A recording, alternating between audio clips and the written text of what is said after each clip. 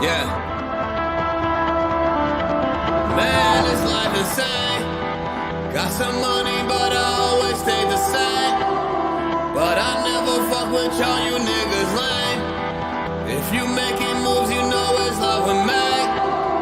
Yeah, thought that I would change. See, that negativity is not the way. Seen you niggas try to go and run my place, but it'll never ever lead you to my place. Yeah, thought that I would change. Got some money, but I always stay the same. But I never fuck with y'all, you niggas lame.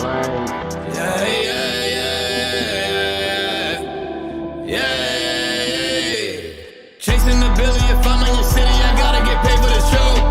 Here for a minute, get litty, sip Henny, then I hop right back on the road. This love was nothing, I can't even focus if it don't do shit for my goals.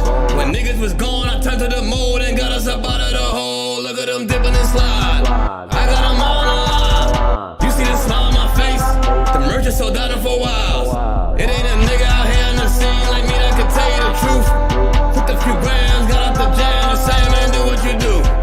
Yeah. Got some money, but I always stay the same. But I never fuck with y'all, you niggas lame.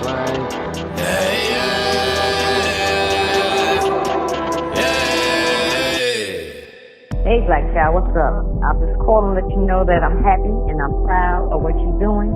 You know I'm always going to be your number one fan. As I always say, you can do it. There's no such thing as can't, because you could. But anyway, I'm just letting you know, when you come out, I want you to play my number one song, Shorty. You know I can't sing like you can, but I'm letting people know how you do. Later, love you. Peace out.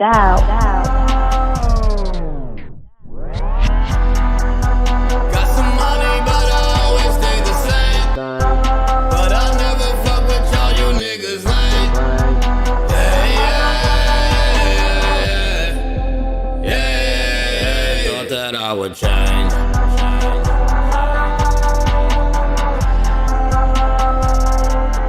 Thought that I would change. Yeah. Thought that I would change. Airplane mode. Ready for takeoff.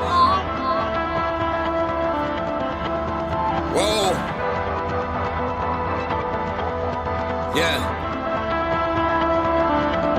Man, this life insane. Got some money, but I always stay the same. But I never fuck with y'all, you niggas lame. If you making moves, you know it's love we make. I think I'm cute. I know I'm sexy. I've got the look that drives the girls, while I got the moves that really move them. I send chills up and down their spines. I'm just a sexy boy. I'm not your boy toy. I'm just the US champ.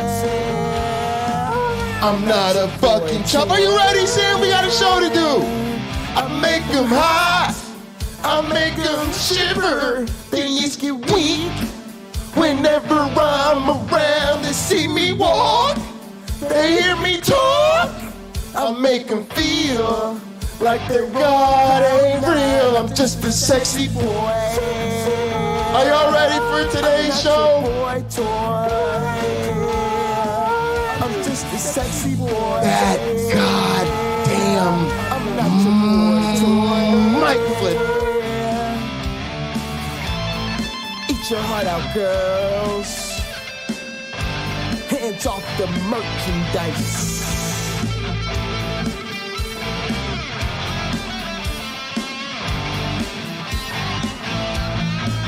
I'm just a sexy boy. I'm not your boy toy. I'm just a sexy boy. I'm not your boy toy. I'm just a sexy boy. I'm not your boy toy. I'm just a sexy boy. I'm not your boy toy. I'm just a sexy boy.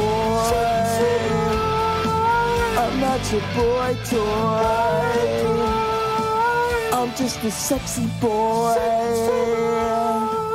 I'm not your boy toy.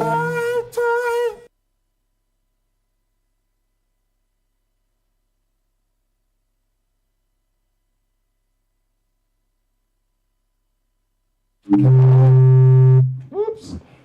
Come on, sweet scene. There we go. Welcome, everybody, to another edition of the Pocket Locker Podcast. I am your host with the most from the East Coast. I am a rocker at heart. Matter of fact, I have the actual rocker tights. I have the official HBK rocker tights. Maybe I'll pull them out tomorrow or some other day this week. Sam is in the house. Reluctantly, he kind of looking at me side-eye. Saying, why are you looking at me side-eye right now? There you go. I don't know, what are you side-eyeing me for? Trying to get me to stank face or something? My main man, Jewish Space Laser, is in the house. Liberty Bell, the sexiest United States championship ever. One-hit wonder. The motherfucking Refiner's Fire. Man, the whole goddamn gang is here, man. I even got the motherfucking golden brass knuckles up in here. Should a theist or some other creatard decide to step out of line today? Now, we got to link up with Cliff. Because Cliff is supposed to be... Sean's out here in Gather, but I gotta dip on Gather. I gotta go to do... I gotta do my meeting. I gotta go to the other space. Gotta go to the Virtual Evolution Lab. All right, well, look, let's do this real quick while we wait for Cliff. Let's get our communion going real fast. Let me go get some liquor. I mean communion substance ready. I'll be right back. I'll be right black.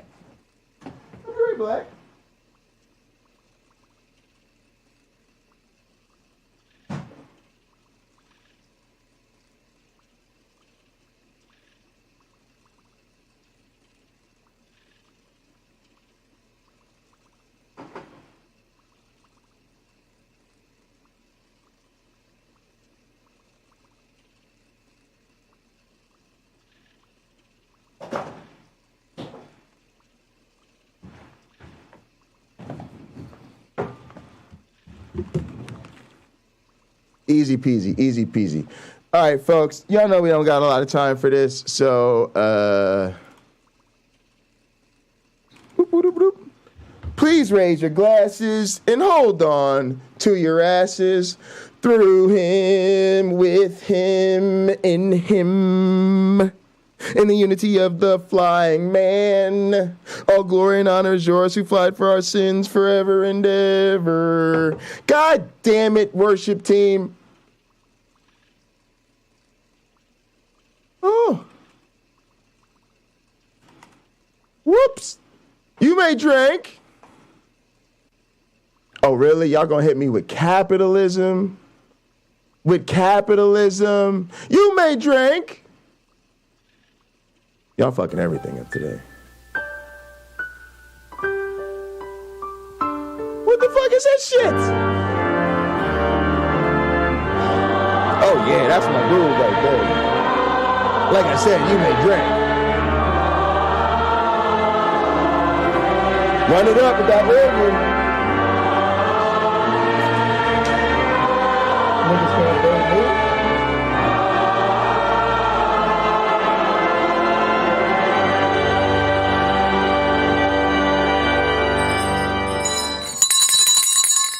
Church bells, keep it moving. Right into our communion song, which today is going to be a cover of a theme song. Foy, you're going to play what to finish us up? Do you know what? I don't know the name of this song, actually, but I know the song, and so will you. Oh, I look forward to this. Foy Bands, take it away.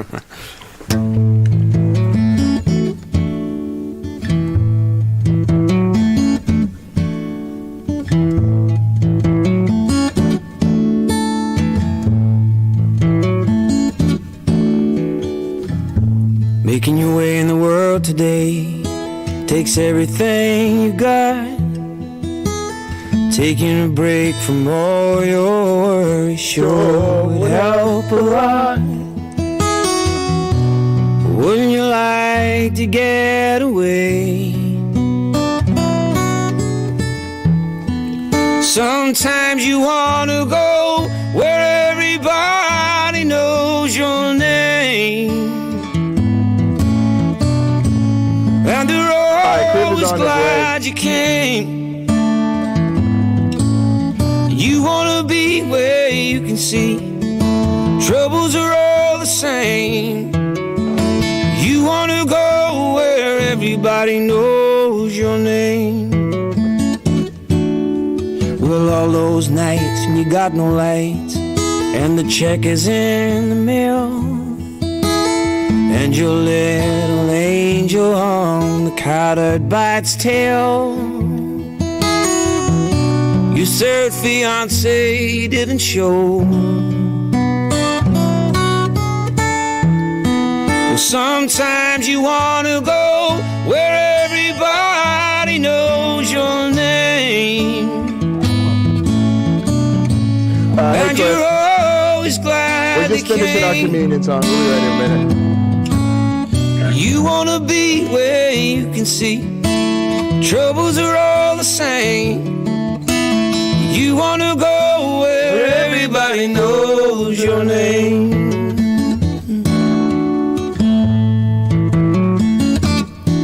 Last Well, verse. you get out of bed. You remember the song, coffee's Cliff, dead. from Cheers? The morning isn't looking bright. It's our Shrink communion right song. off to Europe, fellowship. and he doesn't even write. Your girlfriend says she's not a girl. Be glad there's one place in the world where everybody knows your name, and they're always glad you came. You want to be where you can see troubles are all the same. You want to go where everybody knows your name. You want to be where you can see troubles are all the same. You want to go where everybody knows your name.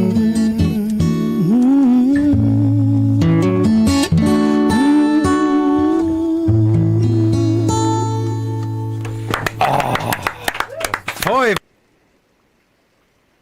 I'm so glad we found that. Absolutely beautiful. Appreciate all you guys. And it's cool to play that song and look up and then, in fact, see that we are at that place where everybody knows your name.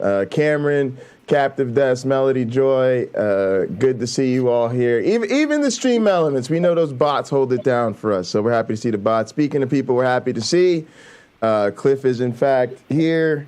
Let me switch scenes so you guys can see Cliff. Let's go to the theater scene, so we're nice and full screen. Uh-oh. My controller's like, nah, I don't want to do that. All right, come on. Cliff, the only thing that's anywhat okay when your computer is not working the way you want it to, everybody knows that's a day ruiner. But I'm already replacing it. So you just wait it out. You're like, look, you're already on your way out. The divorce papers have been signed. You know, it's just a matter of time before you're packing your shit and you gotta go. Yeah. But yeah, somehow Mike literally pulled it off. He got my M1 Mac M1 Ultra. It's just still in like university jail. You know, he's got to get me the admin privileges and all of that nonsense and then ship it to Michigan. So as he said, I should have it in a couple weeks. And then he's trying to order me a new streaming and recording PC. So I'm looking at getting another Dell in. And he spec'd me a really nice machine. And I said, this machine sounds amazing, but it'd be great if it had 64 or 128 gigs of RAM instead. And he said, I'll get you a new estimate and get back to you. So shit like that makes me really happy, Cliff, because it's like when I look at what Mike's done for me computer-wise, what Rob's done in terms of literally bringing almost $10,000 worth of equipment into the studio here, it really makes me feel like they've enhanced my compensation, right? Like, it's like... Oh, you're just a spoiled little baby. Yeah. Yeah. That's how most people take it. Yeah, but it's nice. I'm not going to complain about it. I mean, whatever. Oh, look, I'm frisking the system. Whoa, look at me. I'm not fleecing the system. You got to get your gear. You got to, hey, you're saying you got to get your tools. Tools of the trade, baby. All right, so tell me what you want to do with this thing here, man. We're cool. And it's... Give me a second. Sure. I gotta look at a thing, and then I got to do a thing, and then I got to look at a thing. And You're good. You're good. We're chilling. It's the Wednesday crowd. Matter of fact, let me fire up some ambiance here. I'll crack open a fireplace or something and get us a little audio vibe.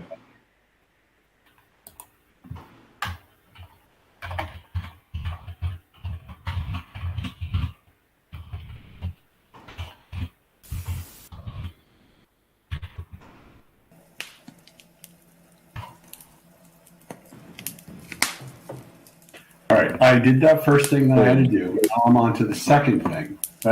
Nice. We're gonna do a thing. Oh yeah, that is some crackly. That. I know, and then I even got a box of spaghetti, and you're taking out a few strands at a time. You put it right in front of your microphone. Yeah, and you're just like snapping them. Yeah. Crack. Yeah, but as you see, and I got my background here, so you can't see it. Because they have a wider shot on stream, but I actually have like one of those electric fireplace thingies going, so it even like it'll cue even on the, you can see the little fake fireplace in the shot. Does it put off heat? It is a heater. It's a space heater with like it's currently. Now here's a little behind the scenes here. Do you have to pay for electricity at your place? Yeah. Oh, okay. I was gonna say because those things. Last winter, I used a space heater, and my electric bills were through the just a little under the desk space heater. My bills were through the roof. Yeah, the space heaters are crazy. Yeah. Yeah. So now that's why the scarf. And I got to stop. I made the mistake of running one overnight last night, which you should avoid. But yeah. So actually, the one in the studio, the fireplace heater, it's a little loud. And so I actually have a different space heater behind me that's off camera because it's a little quieter. Yeah. All right, I am where I want to be. Cameron said no communion for him. He's at work training folks. Sounds like a personal problem, Cameron. I keep telling you that. But then again, the trade-off there is that you've made it your job to work out. So... go you. Also, I'm super sorry. I'm going to apologize on air for taking too long to get you those OG Roddy tracks, Cameron. It was such a massive delay in timing upon repeated requests that I need to flog myself in public to recognize how fucked up that was. But no, I appreciate you for promoting the OG Roddy music. Let me know if you need any more tracks, and can't wait to see what you do with it, because I'm sure he's going to be super excited to hear his music in one of your videos.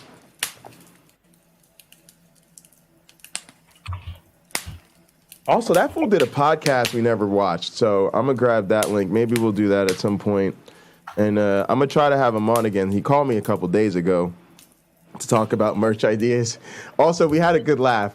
True story. OG Roddy called me to ask what our grandparents' birthday was, and I got him in the range, but I had to admit I don't remember.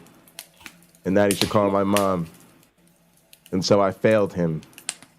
I failed him as an older cousin, and sent him beyond me to the actual elders in the family who know this type of information because they're not terrible relatives like me.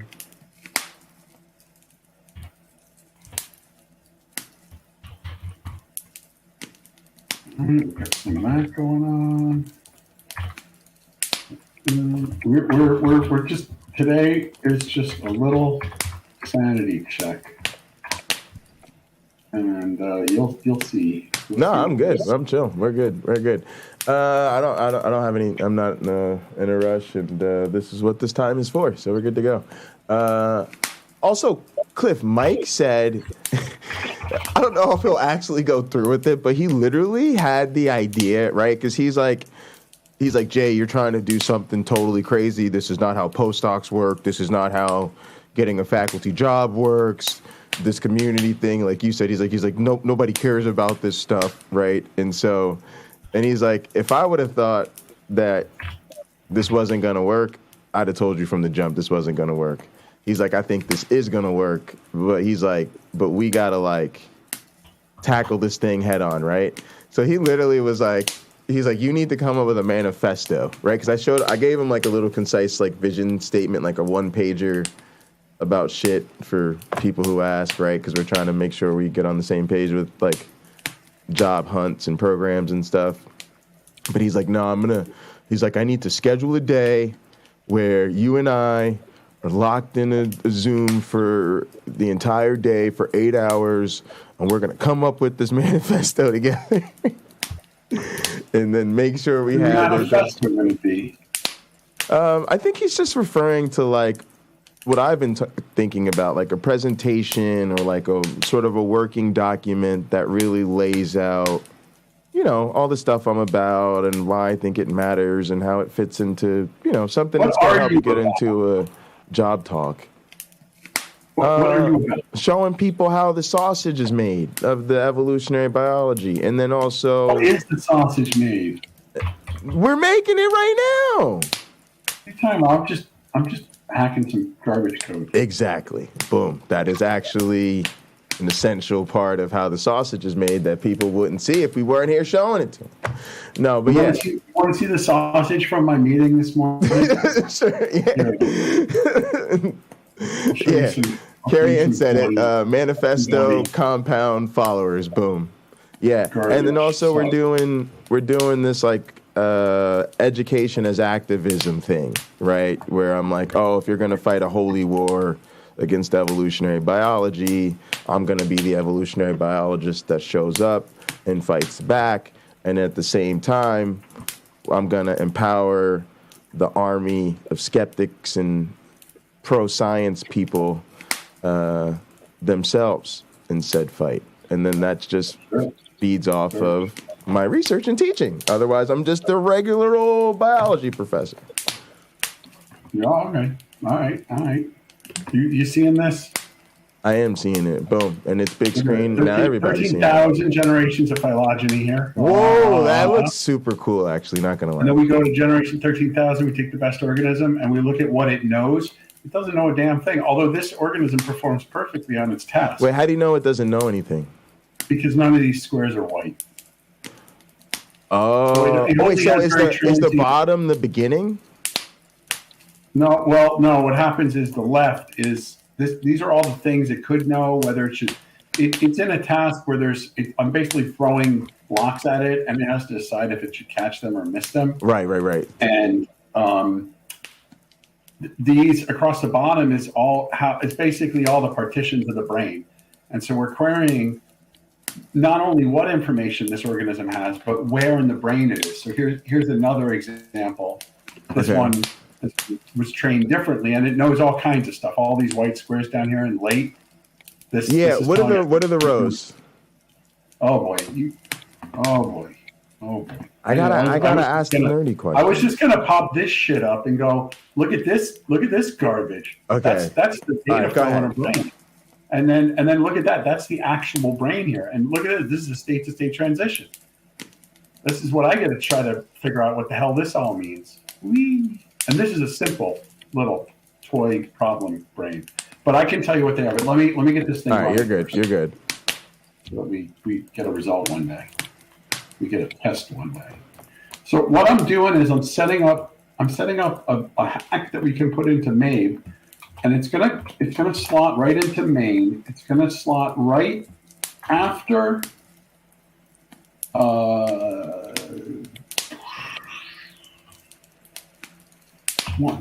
not? It's gonna slot right after we set the random seed, and all it's going to do is print out a bunch of. It's going to access the random number generator, and it's going to output a bunch of garbage, just a bunch of random numbers, and we're going to see if you get the same random numbers that I do. Oh yeah, I remember you talking about that. Yeah. That's the poop. So I need a way to send. There we go. You could just send me something in the chat, like a bunch of code or something. Line 145 in main. And then we're going to do this and blah, blah, blah. And why should it give us the same random number? Because the random number generator is supposed to behave this. We're both on Windows, and so I expect it to give us the same random number generator, but you are using a different compiler. And the standard library does not insist on the method used to generate the random numbers. It just insists that the distribution of random numbers has to have a certain property, not on the actual algorithm. So two different compilers may implement random number generation a little bit different. And if it is the case that these numbers come up different, then problem solved. We're just getting different numbers from the random number generator, no problem. If they're coming up the same, then we've got something else to troubleshoot. Okay, where's the? All right, where do I put this in main? You said where's that? In main, main CPP. So you got to open your IDE. You got to get in. You got to open main. You've never been in main, I know. And then we're going to go to line 145, which is going to be right after. Wait, hang on a second. Let me make sure I'm even in the right damn thing now, because I fudged the one. And to be honest, it doesn't matter if you changed anything else, as long as you didn't change main, because we're putting in an exit, so we're not even gonna run the other stuff. We're just using this as a hook in. And we're gonna run this stuff right after we set the random seed in main, and then we're gonna kill it. All right. So where's main at again? Main, it's in code. Code world. No, code main. CPP. Oh, it's just in code. Yeah. It's in the code. There, boom. Yeah, high level, very important. Yeah. And you said line 140. What's the line number? 145. It should be right after a line that says "see out" using random seed, global random seed, blah, and then a closed curly, and then we want to put this right after that, right after the closed curly. Okay. Save. Boom. All right, now what do we do? Recompile. And build. Sorry. Where are we at? Go up. Nope, I went to the wrong thing. MABE. Yep, you did. I didn't even see it, but I knew because you told me. All right, dev 2. Boy, you guys are lucky I didn't have too much communion. Priestly duties. All right.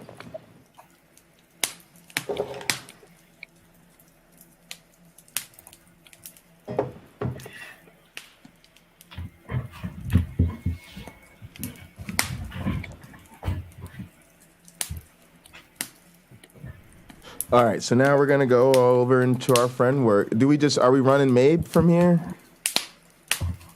Mm-hmm. You just pop down into work and you are MABE, and then share your screen, and I'll tell you. I'll just read. Why am I not? I'm just sitting here assuming that my screen is shared. Boom, told you. That communion, it'll get you. It'll get you every time. All right, now, boop. All right, cool. So. Oh, I'm gonna. Here. Now you can see my screen, right?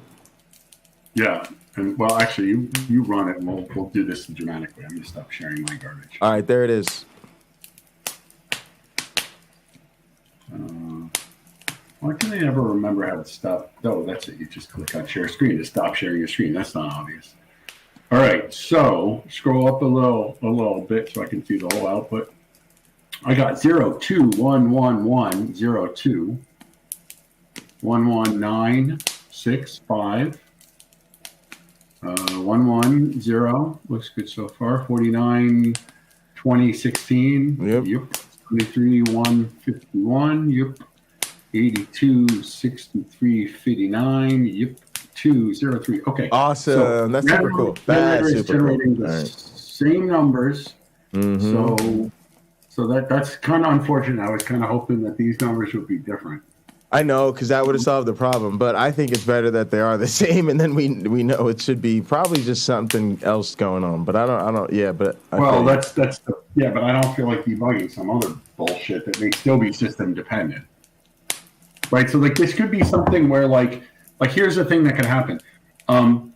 The sort algorithm may be that if there are two numbers and they have the same value, the sort algorithm in my case sorts them A followed by B, but in your case it sorts them B followed by A, and that would change the way that selection occurs. And then because they would be the same, they have the same score, and so there's no requirement as to how they sort them, and we would like them to preserve the order, but they don't need to. So, and if it's something like that, so part of me is like, I just kind of don't care. The other thing is, I don't know, because in some sense, I'm like, should we be comparing this really to what happens when we run it on the supercomputer?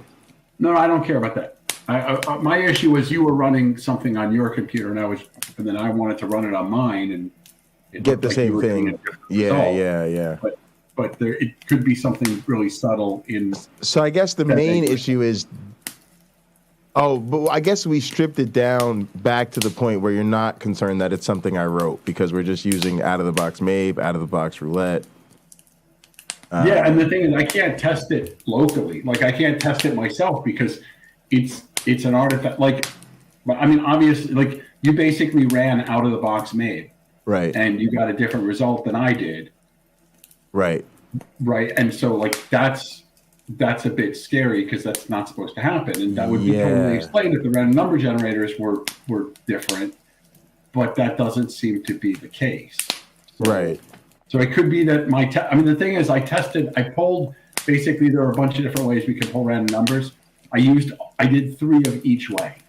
So if they were going to get squirrely, I would have expected by the end that we would have had divergence. Right. But we don't seem to. So you're going to have to kind of, Yeah, I don't know. I'm with you on that. Yeah, it's weird because I'm even thinking normally what you want is an experimental mode to the point where if you put in the same random seed, you replicate literally the same exact result, system independent. So that's the issue. Right. At least if you have to be able to replicate the same result on your system, because that way you can rerun the experiment, right? But it would be nice if we could replicate across systems. Yeah. Yeah, absolutely. So, I'm down to dig in that hole. I'm not time pressed. I'm not programming pressed. No, I'm totally down. So I kind of don't want to. Yeah. I'm just, it's whatever you want to do. Yeah. So I did some work last week. All right, let's just, you've got this out of the box. So take this code that we just inserted and just delete that code because we don't need it. Just take it out and then recompile. And you should be compiled. Let's just make sure we're on the same page. So we're going to save that. And what I want to have turned on, sorry, I got to switch context. I have to go to a different project. So all right, let me do something else. Let me get rid of the code I'm not going to use. So remove recursively, MABE updates. Actually, you know what? I'm going to remove updates, MABE updates, D star. All right, now I want to work from MABE updates. Actually, fuck it. You know what? Let's go explorer.exe here. Cliff, I'm literally gonna delete everything, and I am going to unzip that thing you had me download. I'm assuming you still want me to work from that same Updates random, yep. Yeah. All right, so I'm just gonna say extract here.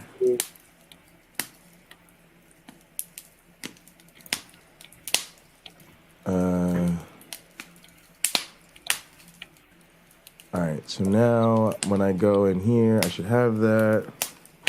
And then what I'm gonna do is cd in the MABE updates random. Actually, no, hang on a second. I'm gonna copy that.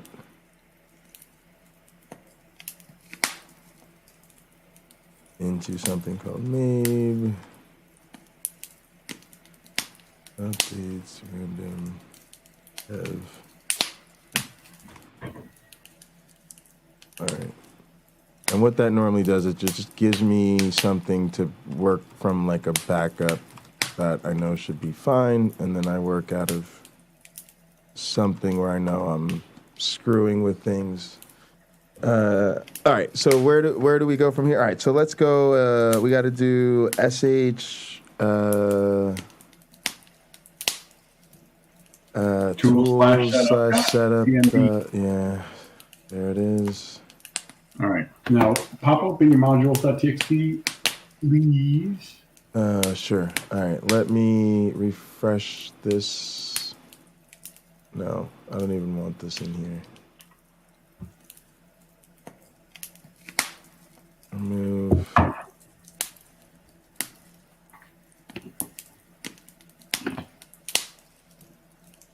should make sure everything is the same, because I haven't touched anything in here. So all right, here's modules txt. The world test will not include Barry World. Yeah, get rid of test. Just put it back to dash.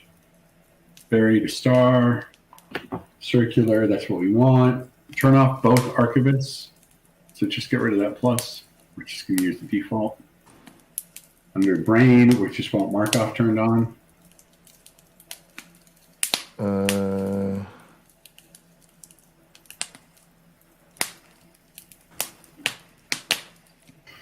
under optimizer, I have roulette and tournament both turned on. So just like that. So tournament and roulette, that's fine with the that's fine. Tournament as default. Yep. Okay. Yep. And should I include CGPs? Nope. Nope. Okay. Keeping it simple.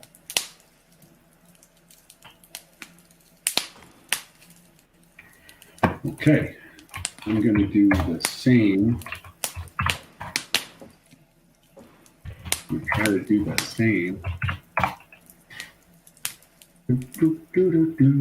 I'll be right back. Hi.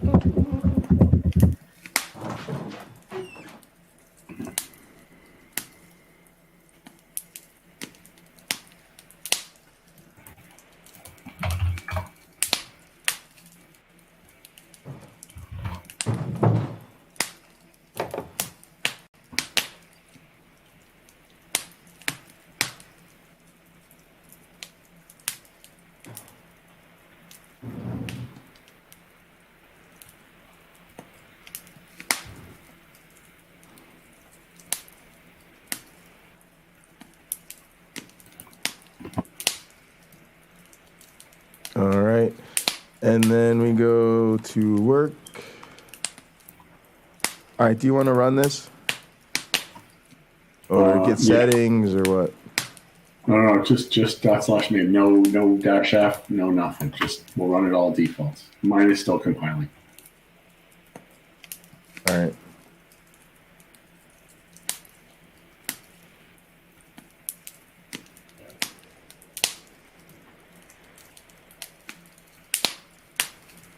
Alright, there we go. See work. What's MABE? Here we go. Yours runs a little faster than mine. I'm not jealous or anything. 969592. Oh, mine's already. Yeah. Shit. All right, that's just whack. Mine's completely different. Yeah, yours already has high fitness and shit. Yeah, I'm my last fitness. I got my last maxes were 312 and 5. So my guys are just smarter than your guys. Basically, what's up with that? I don't know, man. Dude, wait, hang on a second. I wonder if it's what if it's the WSL? No, it's not the WSL. It's almost because you said yours is Windows and mine is Windows, and I'm like, mine isn't really Windows. Yeah, mine but is running on Linux. The compiler. I'm using the Visual Studio. Actually, what am I using? Scroll up to where it compiled. Actually, I'm using GNU 10.2.0.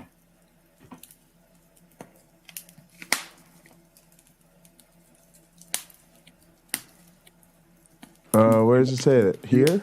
Keep going. It's up where it's in the M build. Oh. It's like at the top of all of this.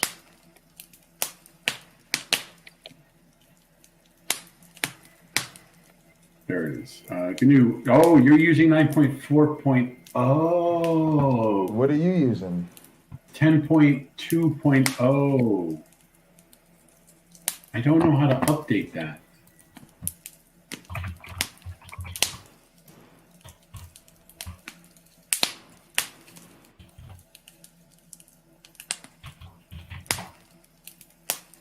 Interesting.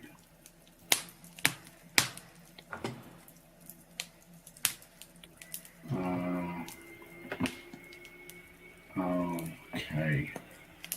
All right. I wonder if that's what's doing this. Interesting. Using WSL. Yes. Right? It should say that somewhere normally.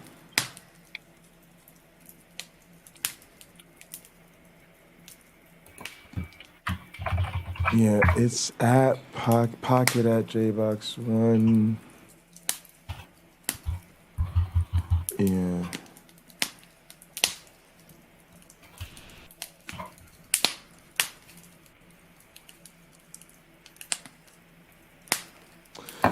There's usually a way to tell. What's the damn command to check your... Well, I don't even know what your launch command is for. I don't know if it's just C++ or if it's whatever, but it's usually like -v or -version. Yeah. This, all right, there's a couple ways I could tell, I think, with this. Let's go CD. All right, and then see what's there. Yeah, I think so, because there's nothing in my home directory.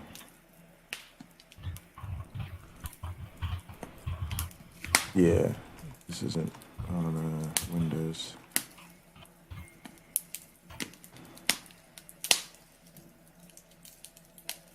Yeah, I've got Fedora, WSL stuff over here, Rust. Yeah.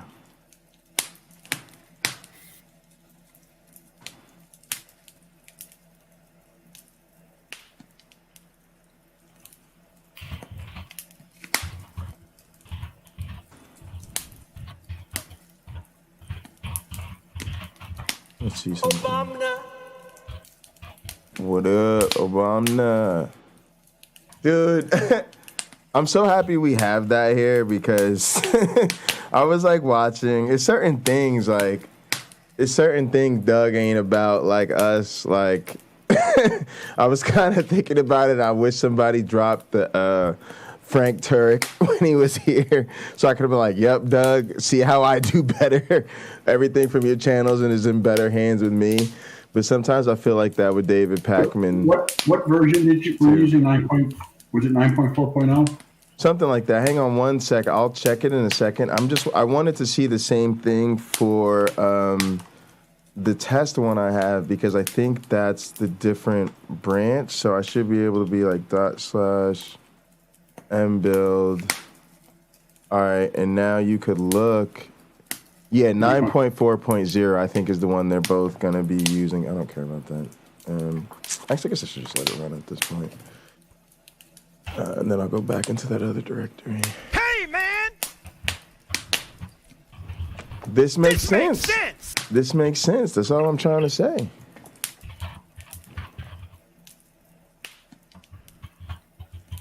Oh, also, I missed an opportunity to call Doug out on having fake pine points.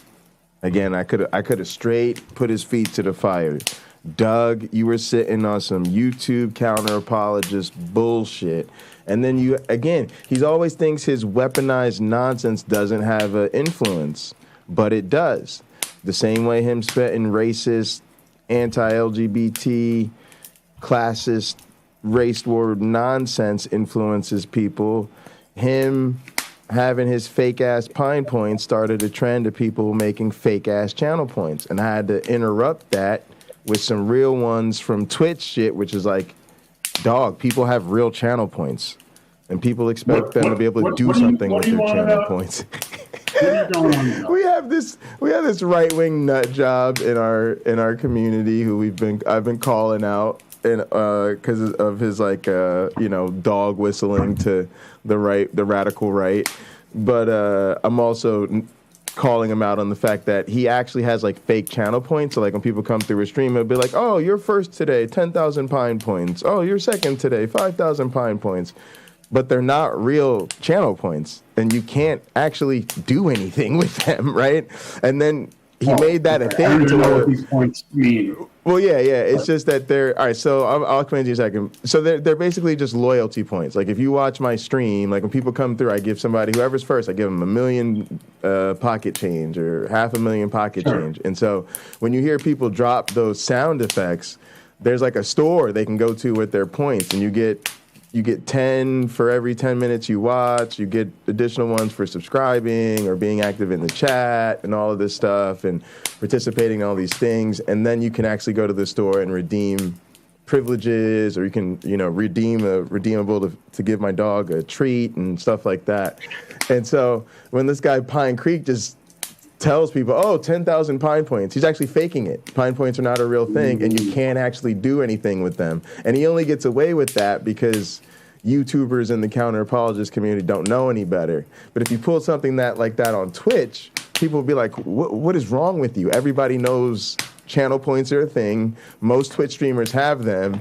And most Twitch streamers have them so set up so you can do something with them, or there's a giveaway at the end of the month for whoever has the most. And not only is this guy a dog whistler to the right wing, he's also spreading his nonsense of fake channel points. I was going to say, so what you're telling me is this guy, on top of just being wrong, right? He's lying, and he doesn't understand. He doesn't understand how the world works, and he doesn't understand how streaming works. Yeah, he doesn't understand how any of this works. Literally doesn't understand how any of this works. It's like endemic of this sort of like overconfidence. It is. Now that I think about it, it's so spot on for exactly what's going on with his mentals. I had a YouTube. Did I tell you about this? Go ahead. Remember what this was? I think it was. I don't know what the hell I'm talking about. I had a little YouTube argument with somebody. Oh yeah. Tell us about it. It was dumb. It was dumb. They're all dumb. We already knew that. Tell us the story. Yeah. Well, it was pretty weak sauce. So this guy posted a video, and he's like, it was such garbage. He basically was like, how do I open this stupid? I want to open this stupid video.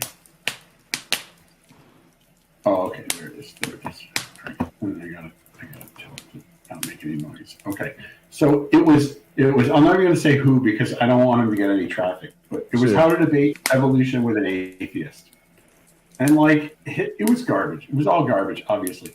But like I basically tried to respond in a neutral way, and I just tried to say this isn't good advice on how to debate an atheist, because they're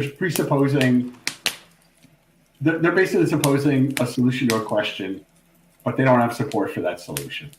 Right. And then they try to pin down the atheist by arguing that the atheist has to supply an alternative.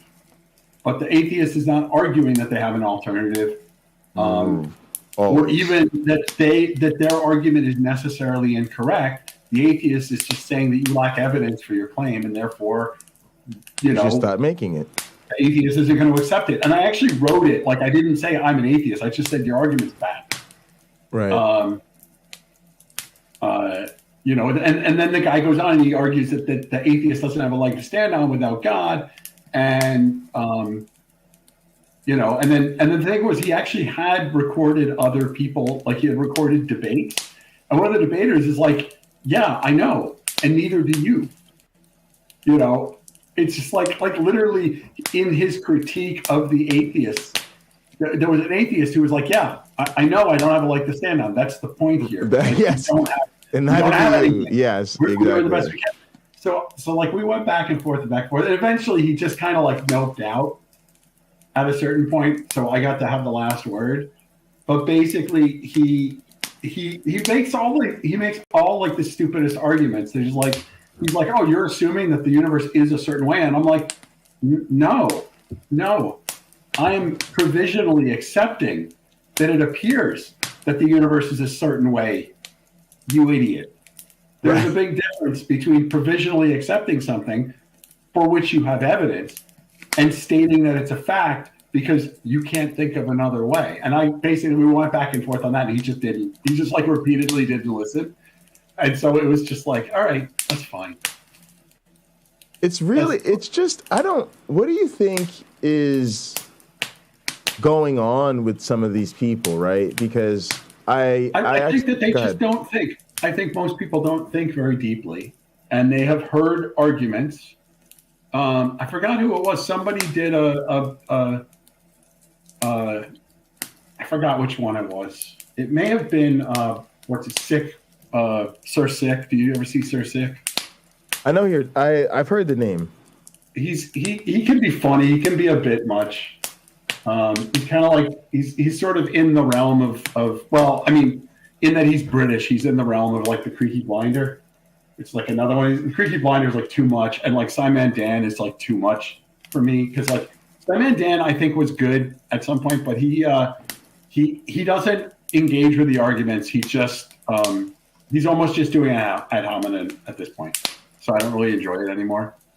Right. Because he used to just dismantle the arguments, and I think he realized that like there's no point. They're not listening. So I'm just gonna berate them and tell everyone how stupid they are. It's like, okay, you're not wrong. It's just, I don't care. So anyway, I was going somewhere with that, but I don't remember where. See, I got myself. Oh, you were just discussing the conversation, and I was asking you like what's going on with these people. So you're saying they just don't they don't think about things. They just don't engage deeply. It's like, look, there's like these arguments where people are like, look, if God had to make the universe because the universe couldn't just come from nothing, because things can't just come from nothing, then where did God come from? And their answer is, oh, but you can have one, right? In fact, you must have at least one,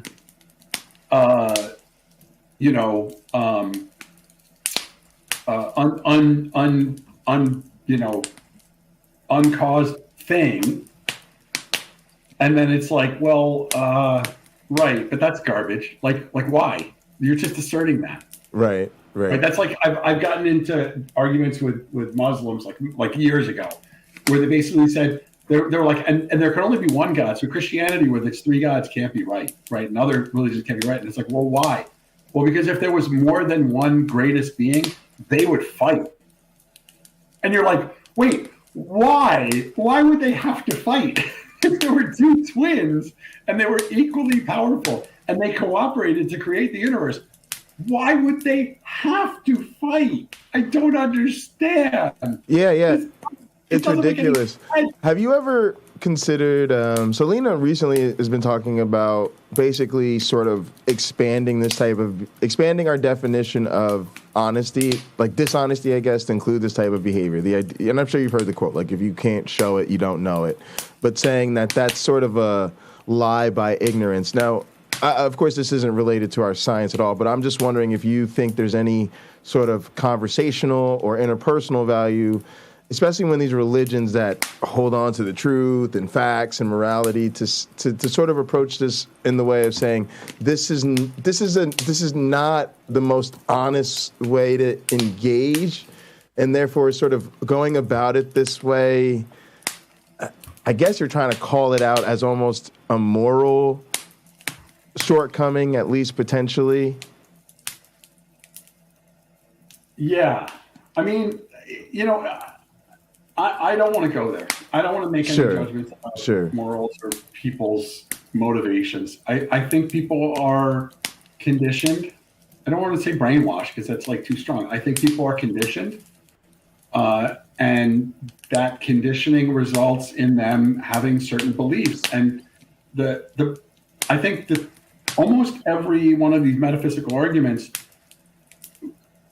the point is that these people, what they do, like, you know, a lot of them, they basically go to the atheist and they say, look, without God to ground truth, then what do you have? Like, without some ultimate grounding, what do you have? And when you say, what I have is a subjective point of view, I have my own subjective point of view from which I build up everything I know. And they go, yeah, but how do you know you're right? And you're like, I don't. And they're like, well then why should I listen to you? Why does anything that you say matters? Why does anything you say matter if you don't have an objective view? And it's like, well, it matters as much as anything else because none of us have an objective view, right? Like none of us know. So like, what are you going to do? But the thing is, they just refuse to go to the last step. And in the case of some of them, they just can't comprehend that last step. The last step of absurdity, where you just go, look, rather than saying, look, I see atheists do this all the time. I see atheists go, oh, let's not talk about hard solipsism because it's just stupid and it's a dead end. And I think that that's utterly wrong because I think that when you do that, I think you've made a big mistake because rather than saying hard solipsism is a dead end, and since I acknowledge that it is a dead end, everything is on loose footing. Everything. Your position, my position, everything. Is hard solipsism just this like internal reference idea? Yeah, it's head in the jar. It's brain in a vat. Okay. Right? It's I know. I can't really know anything because I only have my subjective experience. I personally know that I experience things. But that's it. I have experience. Actually, I don't even know that. I can't even say that. I know that I have experiences. That's what I know. Right. I do not know that I experience things because I do not necessarily know the source of my experience. That it's even I really doing the experiencing. It's just I'm pretty certain that well, the thing is, I think it is an incorrigible belief. That is, it's a belief that I can't not believe. Right. That it is I having the experience. Yeah. What we mean exactly by I is a little bit that's a little bit open to interpretation. Yeah. Or very open to interpretation. Maybe. But what's not open to interpretation is that I know that my senses can be wrong. I know that I can be deceived.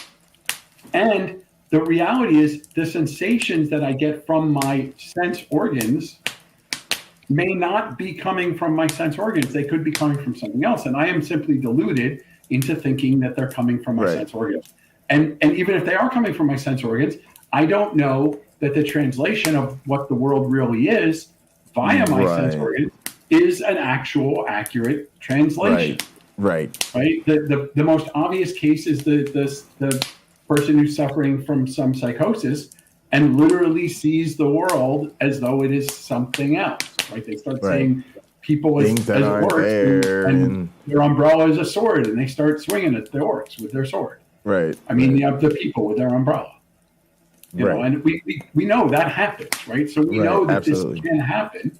It's just, it may be happening to all of us at the same time. Or it could be that it's happening so deeply that nothing else except for me exists. I can't get away from that. But I think the important thing here is not just to throw up our hands and go, well, if I can't know anything, it's done. It's to say, since I know this, all I can do is the best I can do.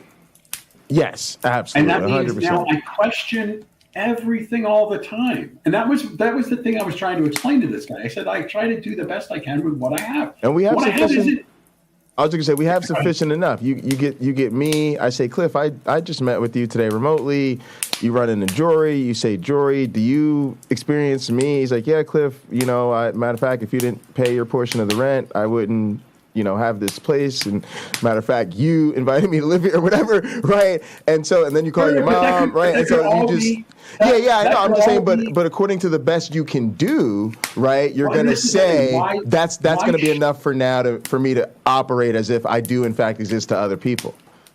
Well, I would say it slightly differently. Why should I not accept this? Sure, Why should exactly. I not Sure. It's a great way. What's the reason not to believe it? Now, when it comes to give me a non-philosophical reason to even question it. Right, but some people then say, well, but where did it come from? You need to know where it came from. Right. Yeah, and I'm like, no, I don't. I don't need to know. Right. The example I gave at one point was you're walking along in the woods and you find this flat area, totally dead flat area, and you decide to build a house on it. You decide to use that as your foundation. Yes. Where did this foundation come from? Was there a house there previously, and somebody ground the stone flat, or maybe poured a cement slab, or maybe it's just a natural feature? Maybe this was a big tidal plain at one point, got flooded with lava, and this is the one chunk of lava. So I don't care. Right. I don't care what caused this flat area where I'm going to build my house. Right. Literally, it is a foundation upon which I build. And I do not need to know from where the foundation came from in order to build a solid house on it. Now, because I don't know where the foundation came from, and I don't know what's underneath it, and I don't know what it's made from, it could break at any moment. But as long as it doesn't, I'm going to assume I'm okay. Because what other choice do I have? Yeah, absolutely. And to me, it actually gets to a point where those type of conversations, I hate to say it, I feel like they give a bad name to philosophy, because it's sort of like the debates about evolution that they want to have, or this or that science. It's probably not the type of conversation actual academic, productive philosophers are having, but it makes it seem like, oh yeah, it's a really good idea to just sit around debating whether or not we are in fact actually here. And I'm not saying there's never been philosophy on that. I'm just saying it just sucks in the sense that it leads people like me to be like, I don't want to have these philosophical conversations. They're stupid, but I don't want to crap on another discipline based on people who are not representing it well. And that's just kind of like an unfortunate side effect, right? Yeah. I think the thing is that a lot of times you'll see people get in debates and they get really frustrated because,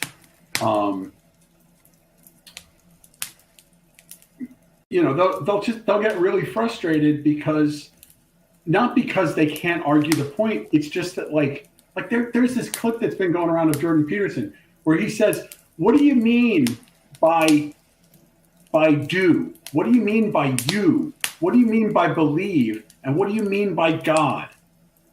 Right? To the question, someone asked Jordan Peterson, do you believe in God? And Jordan Peterson's answer is, what do you mean? Literally, his answer is, what do you mean by do? What do you mean by believe? What do you mean by... And it's just like, dude, you... Again, I don't know what the hell I'm talking about.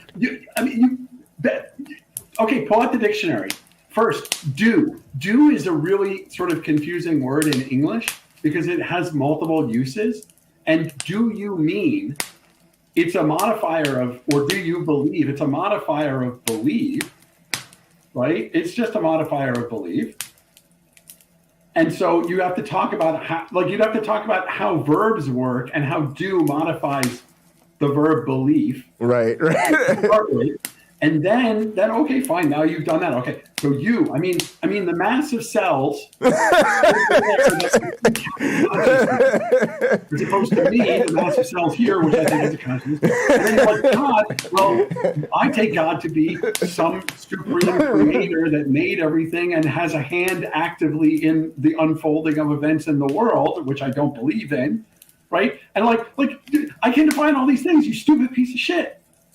So like, fuck you, asshole. Like you basically that's the theme. So far, rather than just saying, no, I don't actually believe there's a God. I believe in the concept of higher goals. Or I believe in grifting off of people who believe in God by pretending to loosely believe in something similar. Did you see that thing from Cosmic Skeptic?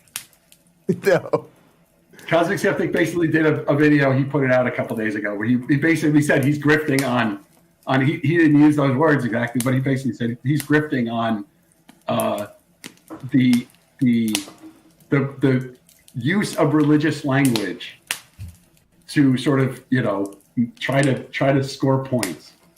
And my issue was, and it works. The weird part is it works so well, Cliff. Because there's so many people that I think, for lack of better expression, you could almost call them Jordan Peterson Christians or William Lane Craig Christians, because they'll identify all these different ways up and down the ballot. And then if you just talk to them in a conversation, they will literally pull out Jordan Peterson or whatever their favorite apologist is, almost as like their favorite go-to Trump card, for lack of a better way of putting it. Yeah. But it's kind of crazy. For the longest time, I had Jordan Peterson and William Lane Craig confused as a single person. That's interesting. I think it's easy to have they were that. Just the same person. And I realized at one point that I was arguing. I was arguing against Kalam and attributing it to Jordan Peterson. Yeah, and it was just like, oh, wait a minute. And the thing is, their positions, their argumentation is completely different. Their style is completely different. But in my mind, they were just the they represent the same thing, right? The apologetic and philosopher. In some ways, I would prefer arguing with. Well, I hate arguing with both because I think they're both full of shit. But I would prefer to argue with William Lane Craig because I think he's not just. His DPDs are much more rational than. Also, I'm afraid I would make Jordan Peterson cry. I don't know what I would say, but I'd say something in the manner. There's a very high, significant chance that either you will make Jordan Peterson cry or that it'll just be a Jordan Peterson crying day. We have a powerful cue. That you will be correlated with, for lack of a better way to put it. Oh my God, and everyone will be like, you made that grown man cry. Honestly, if I ever could make Jordan Peterson cry, I would die happy, man. Terrifying. Yeah, too terrifying. That's like an Olympic gold medal to me. I made Jordan Peterson cry. That's wonderful. All right, Cliff, I want to make sure I don't I know it's true. So I don't have any. I'm good, but I just want to see what's up. I touched base with Jory, and he gave me a suggestion for something to try. I will try that, and when we meet on Monday, I will either have come up with a solution to this problem, or I won't care anymore. Okay, no worries. But basically, I'm going to try it on the HPCC, and I'm going to try compiling with both versions, and I will be very interested if they don't yield the same result, but that may be what's happening. All right, let's. Appreciate you taking the time to give that a go. I know you got a lot going on, but thanks. Oh, today's Monday. No, today is Wednesday. Yeah. So right, thanks for that. I don't know what you do. And then also we've got to do tomorrow. Is there anything going into tomorrow? I think we're just going to meet with Maria. She's pretty cool. So I don't. I'm going to say the same things that I said, except this time with Maria. Sure. I had a really nice meeting with another group today, and it was going to be similar because the lead from the team was not there. And I was like, look, I don't think we're asking a question about fish. I think we're asking a question about cognition and evolution. and therefore, we have to understand that this is an abstraction. And so I wish I had just recorded it so I could just play that spiel back. Okay. But I think that's going to be the conversation we have with Maria. I have not heard Maria say very much in our meetings, and I assume that that's because she is deferring to Mike. So what I'd really like to happen tomorrow is I'd like Maria to speak up and tell me what they want and what their kind of experiment they would like to see. Because Mike has just been, he's been so like, Sure. Yeah. That's a way to go. And then she's got her own ideas, and I think she might be able to hear us out and help you out. I've been actually realizing this thing you're asking for, it's really good because my students are kind of going through the same thing, trying to get ready for their Vita Ed projects. And I'm basically trying to have the same conversations with them because it's like, you guys got to figure out what you're trying to do here. Because look, the issue is, and I've done this in the past, I've built systems because I said, oh, this would be such a cool thing to have. And as an art project or as like a just a fun thing to code up, that's great. But then we run it and we get a cool result, and I spend a week or two doing analysis and tweaking stuff and getting it real nice, doing a visualization. And then when we get to the bottom of the analysis, it's like, oh, this is trivial. Right. This is actually boring. And if we had thought about this up front, one, we could have predicted this outcome. Right. And we could have gotten here faster if this is where we want to go. Right. But worse is it's just not, it's a waste of everyone's time because we didn't actually ask. The system won't allow us to ask an interesting question. Right. So that's therein lies the rub. So we just need an interesting question. And the thing is that the system should follow the question. Right? Yeah. Typically in biology, you're stuck in this condition of saying, well, this is the organism I work with. And so I got to try to ask my question using this organism. Correct. We're not in that, we're not there. So yeah.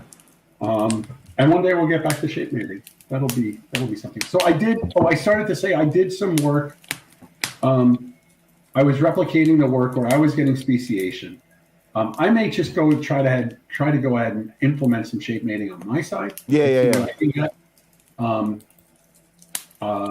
Because I know you want to write it, but it's no big deal. Plus, I wrote it. I mean, it's not like we think that's the issue. Or you could always try it on your end, and then I could run it on HBCC or whatever. It doesn't matter. I mean, really, what I want to use you for is lit review and writing. Yeah. I know that. So that's what I was going to say too. It doesn't matter. So yeah, talk. So I'm happy to actually get all the technical and stuff done, and the thing is, once I know how it works, go code and stuff. But yeah. Once I know how it works, then you can replicate it, right? Because then I can advise you. The problem is right now it's like advising you when I don't know what's going to work. Is really hard. Yeah, sure. So see if, but yeah. So did you? What happened when you took a look at what you were getting before? In terms of this, you had the berry thing going. It had released. I got exactly what I expected. I got speciation, three-way speciation almost instantly. I was able to plot that. That's when I did all the phylogeny plotting stuff. Was 2 weeks ago when I was looking at that. So shape mating is just basically before they actually produce a baby, right? Before you make mutated offspring, you just insert reproduction chance, and then that's determined by your function. Yep. And then that number decides. Yeah. We have to select the parent. We have to select the lek. We have to select from the lek. Then we do, then we check for compatibility. Then we see if they actually produce an offspring. If they produce an offspring, then we, increment the population. Otherwise, we just go back and try it again until we get a new population. Yeah. So here's some things that I think we could do, even that would still help our time be to get together be good. Because I want to still work on my coding and my development. I could just keep working parallel and just see what happens, especially because, to be honest with you, I could just immediately, even let's say we went the way through and I'm just working parallel to you and then we just go with your results, I would still be good to go through everything I got to do because then I could start working on coercion, right? But like the thing that would be helpful is like, let's get together next week and just be like, all right, how do I just see what's up? Let's assume my code isn't broken, right? And then just go to like stuff I've been wanting to answer next. Like, okay, how do I look at, say, so for instance, with shape mating, what I really want to be able to do is separate the different conditions and then look at, say, the evolution of the shapes over time and then the preferences over time, right? Because that helps me. I'm going to have to look at that for all the stuff, right? And that's like my next levels of MABE competency, right, is getting to that, because that's kind of what we're like, because what we're doing right now is we're just like, let's pop open each replicate and see what we're looking at. But if we did this at a project level, we wouldn't do that, right? We'd be like, here's how you get it to be. And here's the other thing that I think would be super cool about that. That's where I could get also back into something that's been really useful for my bigger picture for science and multimedia, which is figuring out what I got to do, how you do it, and then also seeing if I could go back and plug in, for instance, like plot 9 or something, where, you know, so we could start going to visualizations and stuff like that, basically, and how we analyze this stuff. Yeah, I mean, I do pretty much all, well, these days I use Matplotlib and I use a combination of Matplotlib and processing. Processing I just use if I need to visualize some behavior. And is that in Python or what language is that, processing? Processing, it has its own language. It's kind of like Java. Oh, it is a language. Python, I got you. But there's a Python wrapper that I use. So I write my so basically it just looks like Python code. There are a few special commands. Got you. Although I don't know that it's the best way to do it. Sure. I looked at D3. So I'll give you the sales pitch quickly. The sales pitch is, and this is why it's interesting to me, let's say it as a pursuit in its own right, independently of question or application. And I'll also tell you about a challenge you can help me with. You probably are familiar with the ubiquity of R anytime people are doing data analysis, right? I've never done it myself. But I'm sure I don't need to give you the spiel. You know what's up. And at the same time, you've probably heard of ggplot, right? Yeah. So that's important because ggplot is now becoming what you can consider a ubiquitous plotting framework. And the reason is because it's got this really kind of the grammar of graphics built into it, right? And that's sort of like a unique, succinct way where you make graphics in a way that's really readable in addition to being concise. And so plot 9 is an implementation of ggplot in Python. Sure. And so it's cool for me to be able to try to do things that way because I think it's, for instance, it's recently, there's this other thing, because I've actually like give presentations, like I have a talk on this shit, right? So there's a recent implementation of it in MATLAB, right? You've heard of MATLAB, right? It's like a program people use to normally like plot and visualize mathematic functions and operations and shit. So it's its own thing. But they've recently made this thing called Gram, which is basically ggplot in MATLAB. Now, so that's where it's going, right? To this thing where I can now have a colleague, right, who is using R, right? And they show me the code for their plot, right?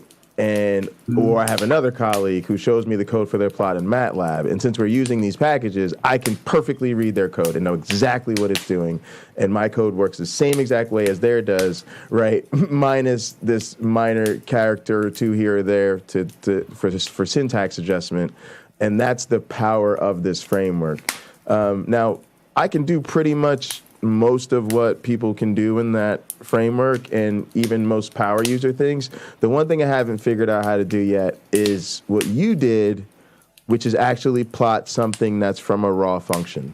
because this framework is so data driven, right? Right, but if you're in Python, you can you use Python to generate your function, and then you use plot9 or matplotlib to plot it based on plot it, right? Because then it's just you have a vector. Once a list. Yeah. That's what I've kind of got to figure out how to write that.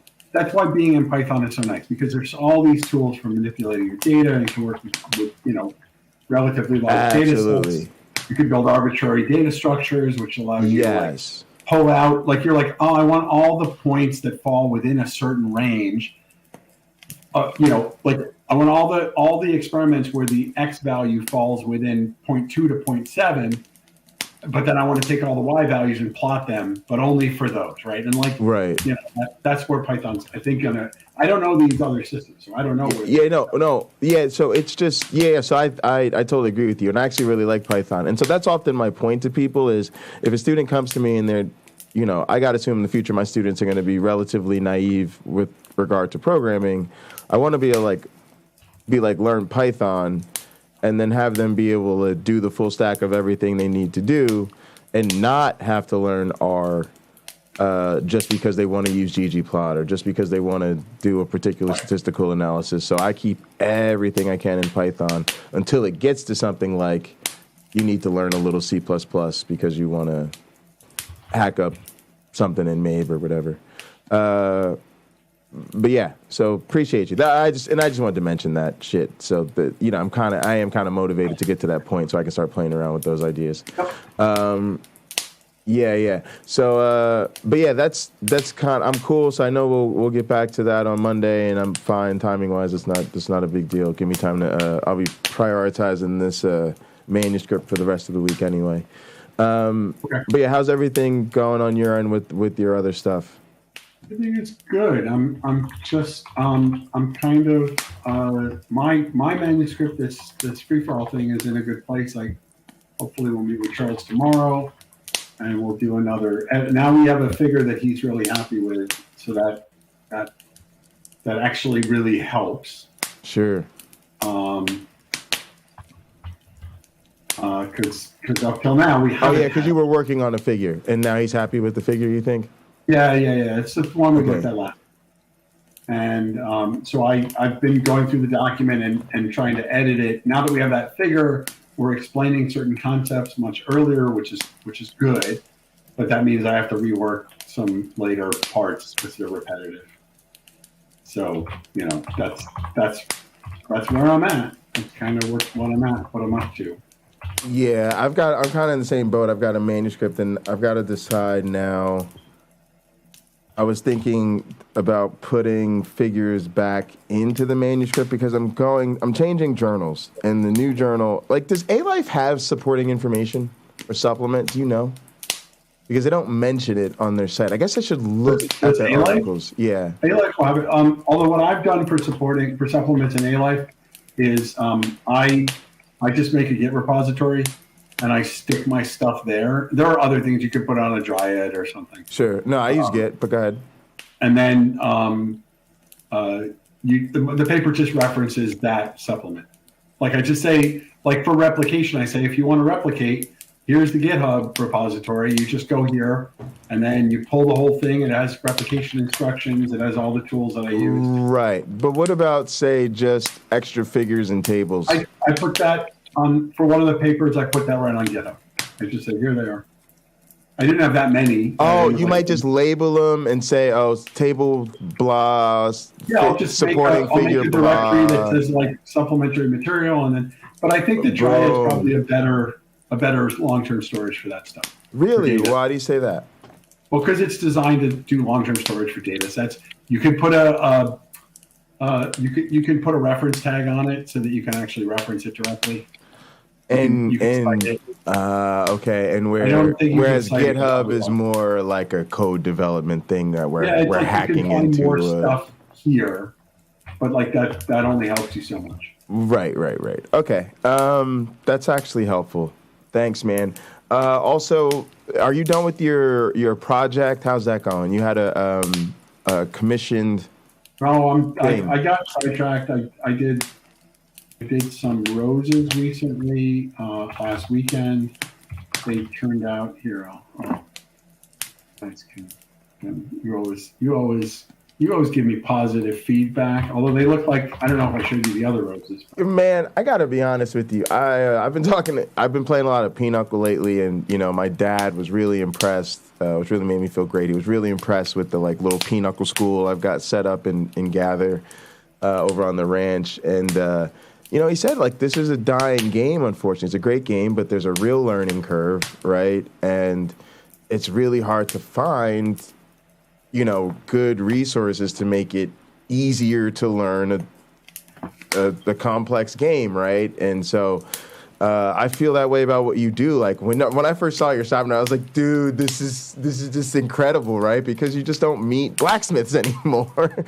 And then you're actually fucking really good at it. So it's sort of I think you deserve it. It's like being a musician, right? It takes a lot of work and effort to develop your craft that way, and then when it's a rare craft, that's makes it super cool.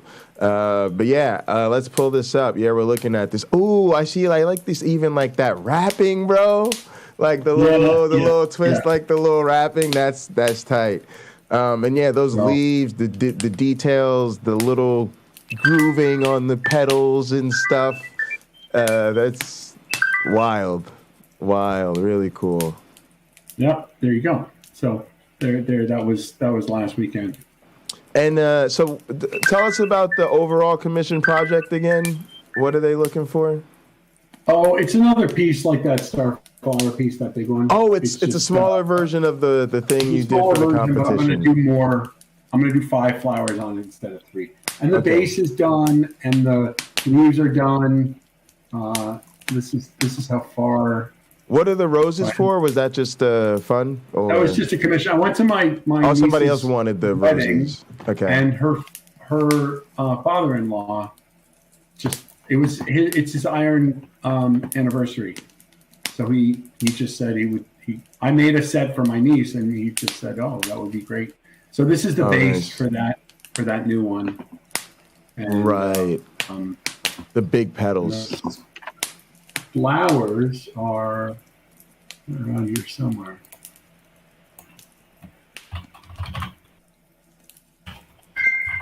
Do you enjoy any of those shows like Forged in Fire or any of the blacksmithing shows? I haven't really enjoyed Forged in Fire. Forged in Fire I don't so much enjoy. The ones that I enjoy tend to be the sort of art ones, although even those can get. There was one that was specifically metal art, and I just thought it wasn't very inspired. There's a glass blowing one that's kind of good. Okay. Yeah, I'd be interested in checking those out there. I just think that type of it's like it's finding the people, right? And the thing that I find interesting is, well, not that you care, you might not care, but it can kind of be a helpful way to find community around certain hobbies and stuff if people are looking for that, right? Here was that sunset the other night. Ooh, this is the scrap. That's piece. Cool. It was that was a gorgeous night. Yeah, that's cool. So, yeah, that looks great. Like, all right. There's Mason, Michigan for you folks. There's Mason, Michigan. Once we get this kind of sky about 4 times a year. Don't hold your breath.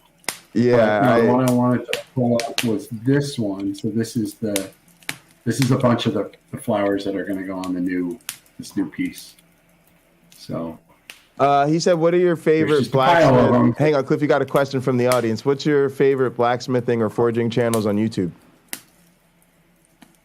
I don't have favorites. There are some that I recognize, but I don't remember the name of. There's one guy. There is one guy I like. Let me see if I can. Yeah, see if he's in your history. See if I can find.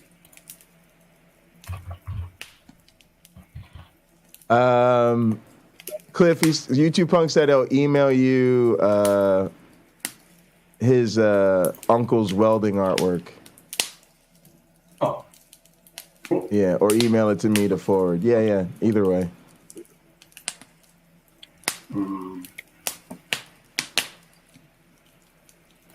Let's see. There's some Scandinavian country. But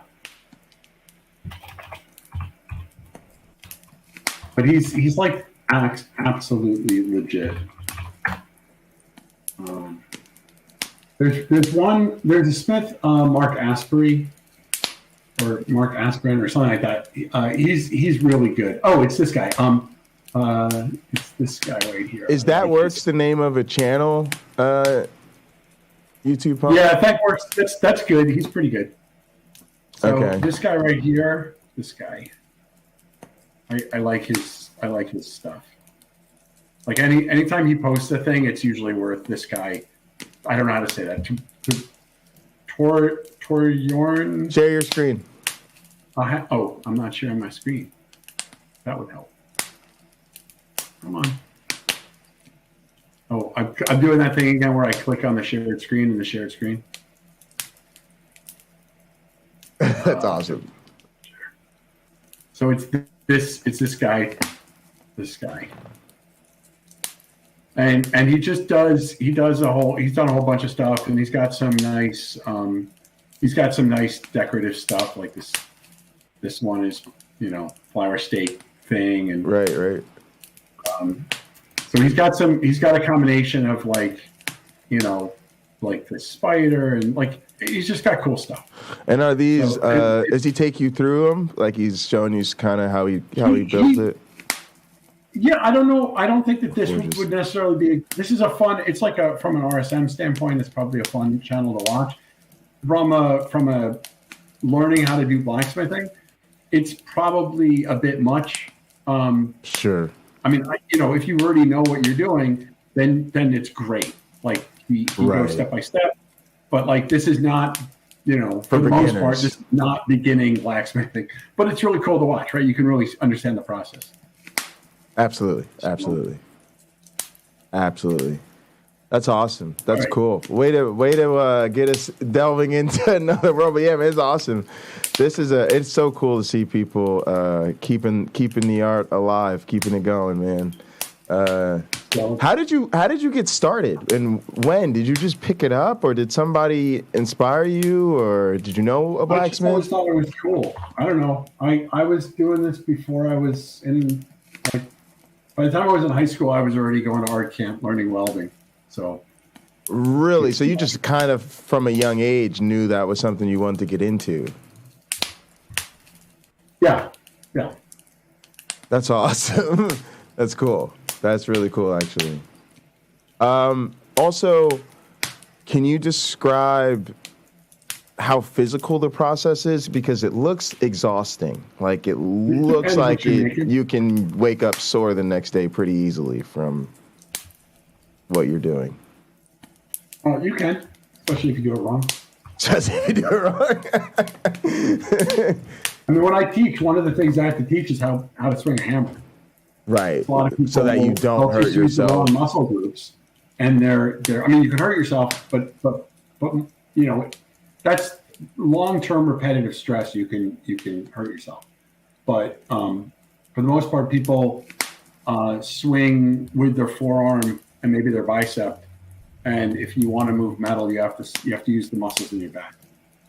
So you're using the whole arm. You're using the forearm and the bicep, but you have to use the muscles in your back, or else you won't get power. And so I have, most of the time in my beginning classes, I have to talk to people about how to swing a hammer. I just had one. It was really cool. The guy came in. He was a plumber, and so he already could swing a hammer. He had done carpentry, so he tended to hold the hammer really far back on the handle. And in carpentry, that's how you get a lot of leverage. But in carpentry, you always pretty much swing the hammer exactly the same way. So the muscle memory is just the exact same swing of the hammer. Right. In blacksmithing, there's a lot of angling and moving. So you need more control closer to the head? You hold closer to the head so you have more control. Yeah. And then, so this guy was already hitting really hard, but he wasn't really using his back, and I had him do that, and he just was like, he was just, opened it up. He was just like almost giddy because he was like, oh my God, this metal, he thought it was going to be like this arduous process to move the metal.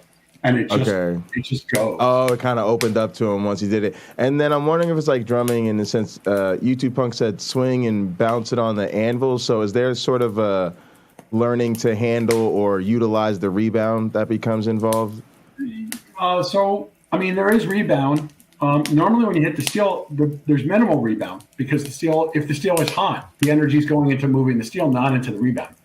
But there is always some rebound, and you do use that. And so, and you generally will have some cadence. Sure, and what like happens a is rhythm that of swinging. Yeah. And as you're swinging the hammer, you're moving you have a certain cadence that you're working at. And what will happen is every time you swing the hammer, you have to observe how the metal moved. The metal may not move exactly the way you thought it was going to. It may be that your strike misses exactly where you want it to hit. Maybe it's an eighth of an inch or a quarter of an inch left or right. And so things don't move exactly the way that you thought.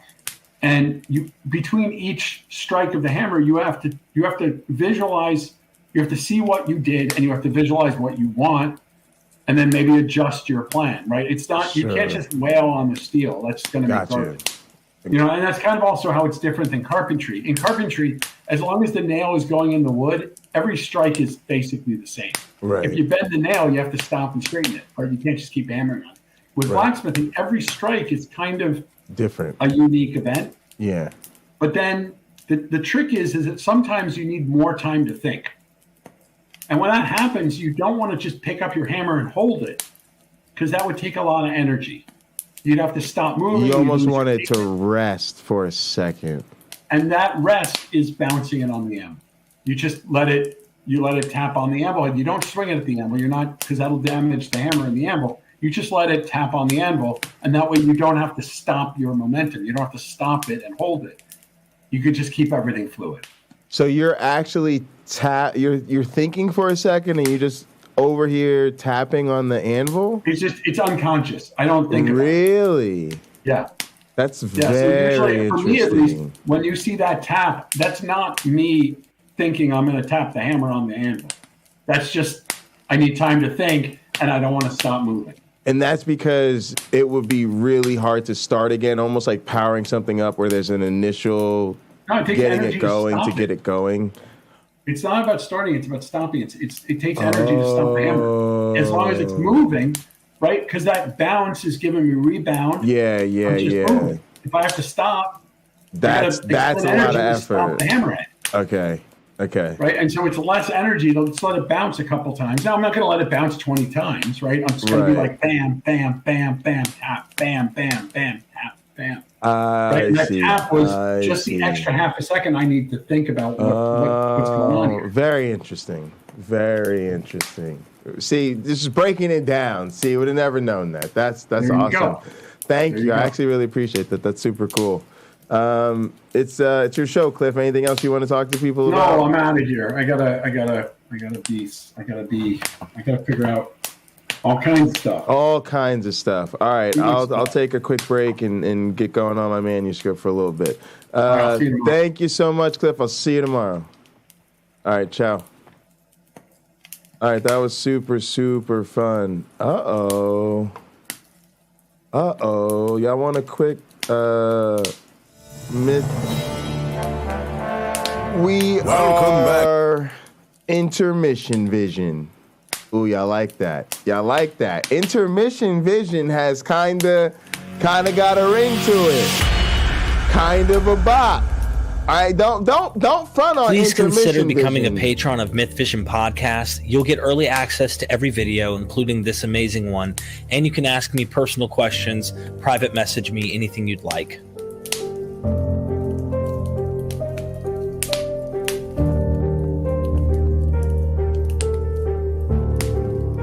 All right, I'll be right back.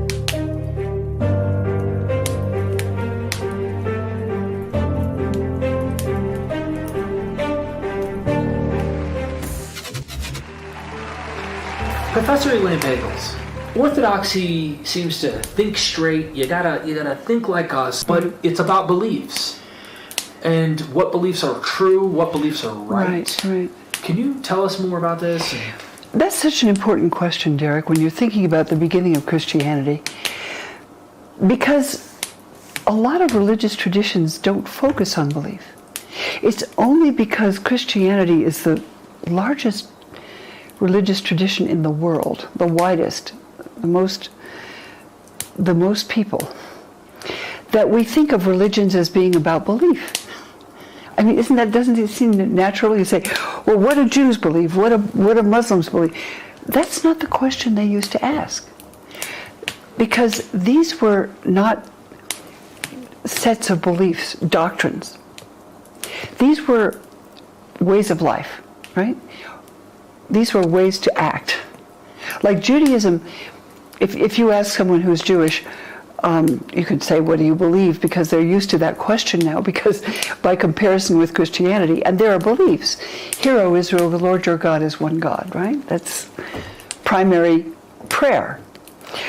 But if you're talking to someone, a devout Jew, you'll say, are you Orthodox or Reform or conservative? In other words, do you eat kosher food, or how careful are you about kosher? How do you practice? Would you, for example, only marry a Jew, or could you marry a Gentile? I mean, it's about your way of life. It's how observant are you? How strict are you about dietary laws and about sexual laws within the group? It's not about belief so much. And the same is true of Islam. Islam is submission to the will of Allah. It's, that there is no God but God and Muhammad is his prophet. That's basic. But primarily it's you pray 4 times a day, you eat certain foods, you don't drink alcohol, there are just ways to be a Muslim, ways to be Jewish, ways to be a Buddhist that are not primarily sets of beliefs. So I think I may be misunderstood if I say belief is overrated, because I don't think it doesn't matter. But I just mean that religions don't consist primarily of beliefs usually. Christianity made it that because there were so many different interpretations. And that's because there were so many different sources in the early communities that were then sort of, weeded out to the 4 that were most familiar. But then it didn't really work, as you see, because look at Christians today. I mean, all kinds of different groups with different practices, with different attitudes about food, about sexuality, about alcohol, about relationships, about politics, everything, right? So that's why I think that when we look at these traditions, it's so much more about understanding and ways of life and how we act than it is about belief. And it makes me think of the creeds, right? So some of these creeds are obviously belief statements, They are entirely belief. I just want to say that I really appreciate this conversation, and of course, we always expect the best from Derek. It's a wonderful conversation. Love the tone of it, too. I know you guys know I'm into sometimes, let's fight. And I'm most of the time into at least let's be entertaining and compelling. But this just is, let's just play it straight and let the subject matter and the quality of the exchange be the entertainment value. Works every time when you've got people this good doing it. And I just wanted to say that this discussion of religion for most people is typically associated, more with their way of life, and how they practice and what they practice, how strict they are about their practices. Reflects my experience as a believer, and I'm sure probably many of you. it's why when I first started hearing terms like culturally Christian, it really didn't bother me. I thought that was a great way to describe someone like me. My culture is determined in large part by the Christianity that is practiced by myself and friends and family within my community. And then also to say that even as, I transitioned more and more into my full identity as an atheist, I still considered myself culturally Christian, more or less along the same lines. And that never bothered me because, as you guys know, some of you know anyway, I'm always in the midst of these coming out religious dialogues and transitions with my own family. And you're wrestling with how to approach those issues and conversations. It motivates me to make streams about it.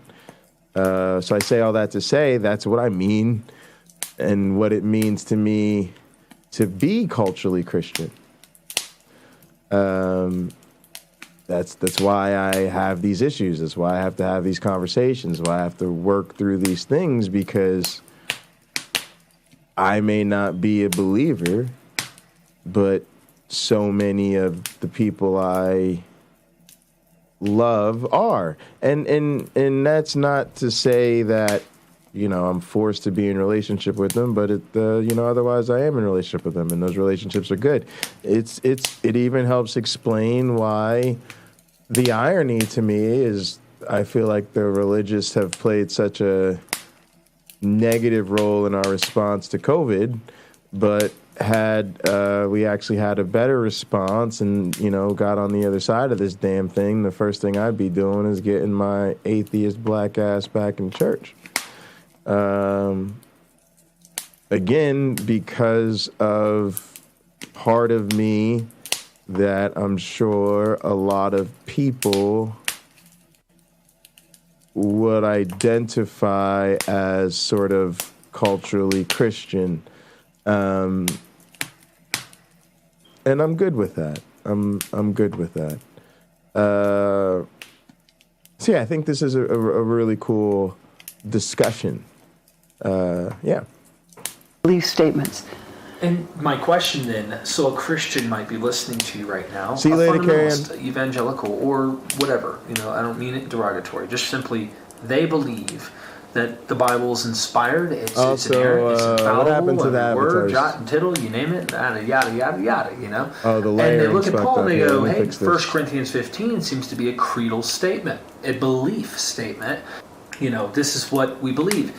Now, some of the scholars I talked to, like Dr. Dennis, not Dr. Dennis, but Dr. Price actually thinks that 1 Corinthians 15 may be an interpolated creedal statement to try and kind of nail down something here. What do you think? Well, I think that's a really interesting question.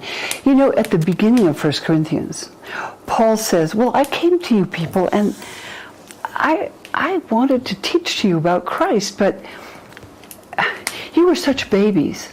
I couldn't tell you. I had to feed you milk. I couldn't give you the meat. I couldn't give you the really solid teachings. I had to start you in very elemental ways.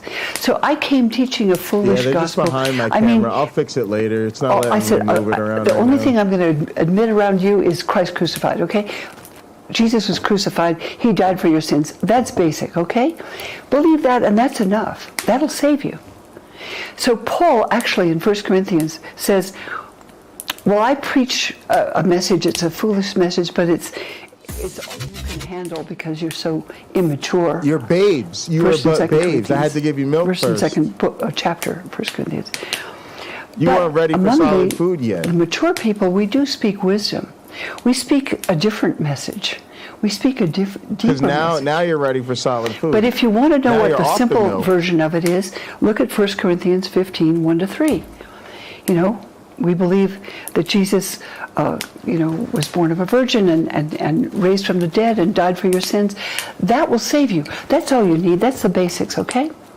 But Paul also said, I could say a lot more. 1 Corinthians 2, 6 and 7. Among the mature, we teach the wisdom of God, the divine secrets hidden in a mystery before the universe for our glory. But I'm not going to tell you that because you're just psychic Christians. You're not spiritual. And those things have to be taught by the Spirit. So Paul had different ways of teaching. And I think that 1 Corinthians 15, 1-3 is what he thought of as, okay, the bare bones, basic, simple version. That's what I can give you. Because I don't write down the deeper teachings. In fact, because Paul, like other Jews, understood that you're not supposed to write down mystical teachings. Because, as we said, they can be misunderstood by immature people who suddenly get their heads inflated with ideas of they understand God and all the mysteries, and somehow they're now weirdly powerful, and they go off and they can be kind of crazy. Stupid whore energy. It's just so you great to see can't talk that way to people. I'm literally sitting here and trying to think of a response. I'm just like, nah, what's up? Good to see you. Until they're more spiritually mature. And when you do, a wild YouTube punk. You have to know that they're ready. But you don't write it in a letter to them, because anybody can read that. You have to keep that secret and teach it, as Paul says, we speak that. YouTube punk, I don't know if this is going to backfire on me later, but I don't anticipate there being any major things going on tonight in the sports world. Oh, it's Wednesday. I lied. We're going to watch AEW. But if you want to drop like a feature movie on me tonight, something, I'm down. I'd be down with that. So we'll probably do AEW Dynamite, and then we'll probably play an episode or two with Cheers, and then I'll do a feature movie, and then we'll get into the overnight playlist, and we'll probably head it up like we normally do with a little late night news reviews or some random shit from YouTube before we get into all of that. We don't write it down. It's interesting you say that because Paul was James under a lot of pressure. Goonies. Often. His letters very much so shine with it big time. I am not a liar. I lie not. Obviously, someone's saying you are. And I'll see what's up on YouTube. Himself. And then it but we goes could do like further I don't know. You've just been showing some crazy movies lately. I don't know if you had anything else in your fucking quivers or whatever. Then he gets borderline what you just said, right? Close to wanting to say more, but he says, I knew a man once. Yes. Yeah, he had revelations all right. from That's a good the idea. Spirit, That's a right? good idea. I'm not going to tell you he's taken up into paradise, but I can't talk about that. Right, it's someone else. I knew a man. There's somebody, very different from the author of the Apocalypse of John, who said, well, I was taken up too, and this is what I was told. All right, I'll look but it Paul up. says, no, I was told things that you weren't supposed to say. And those are the secret teachings. And that's what I think is interesting, is that he comes so close, but he doesn't say, and he's doing it in defense too, in a sense. I think he's trying to say, like, I am an authority, I'm somebody important. I always sound with my accent with a D. He's someone special, and he is arguing against what I think are the other apostles, the ones that are Peter and James. Yes, he is. But I do think he's also saying, okay, but there are different ways to understand the gospel, and if you're immature, I'm going to give you the basics. You stop at that. And you can formulate that. Jesus died for your sins, raised from the dead. Okay, I also wonder, too, sometimes if we roll around on this too much. In other words, if believers probably start with a harmonizing view of, say, Peter's mission versus Paul's versus, say, Peter and James. And maybe there is even, all right, so then you go the opposite way and you're like, no, Paul and Peter were, in this epic struggle for control, and they hated each other, and they had a falling out, and he speaks to it.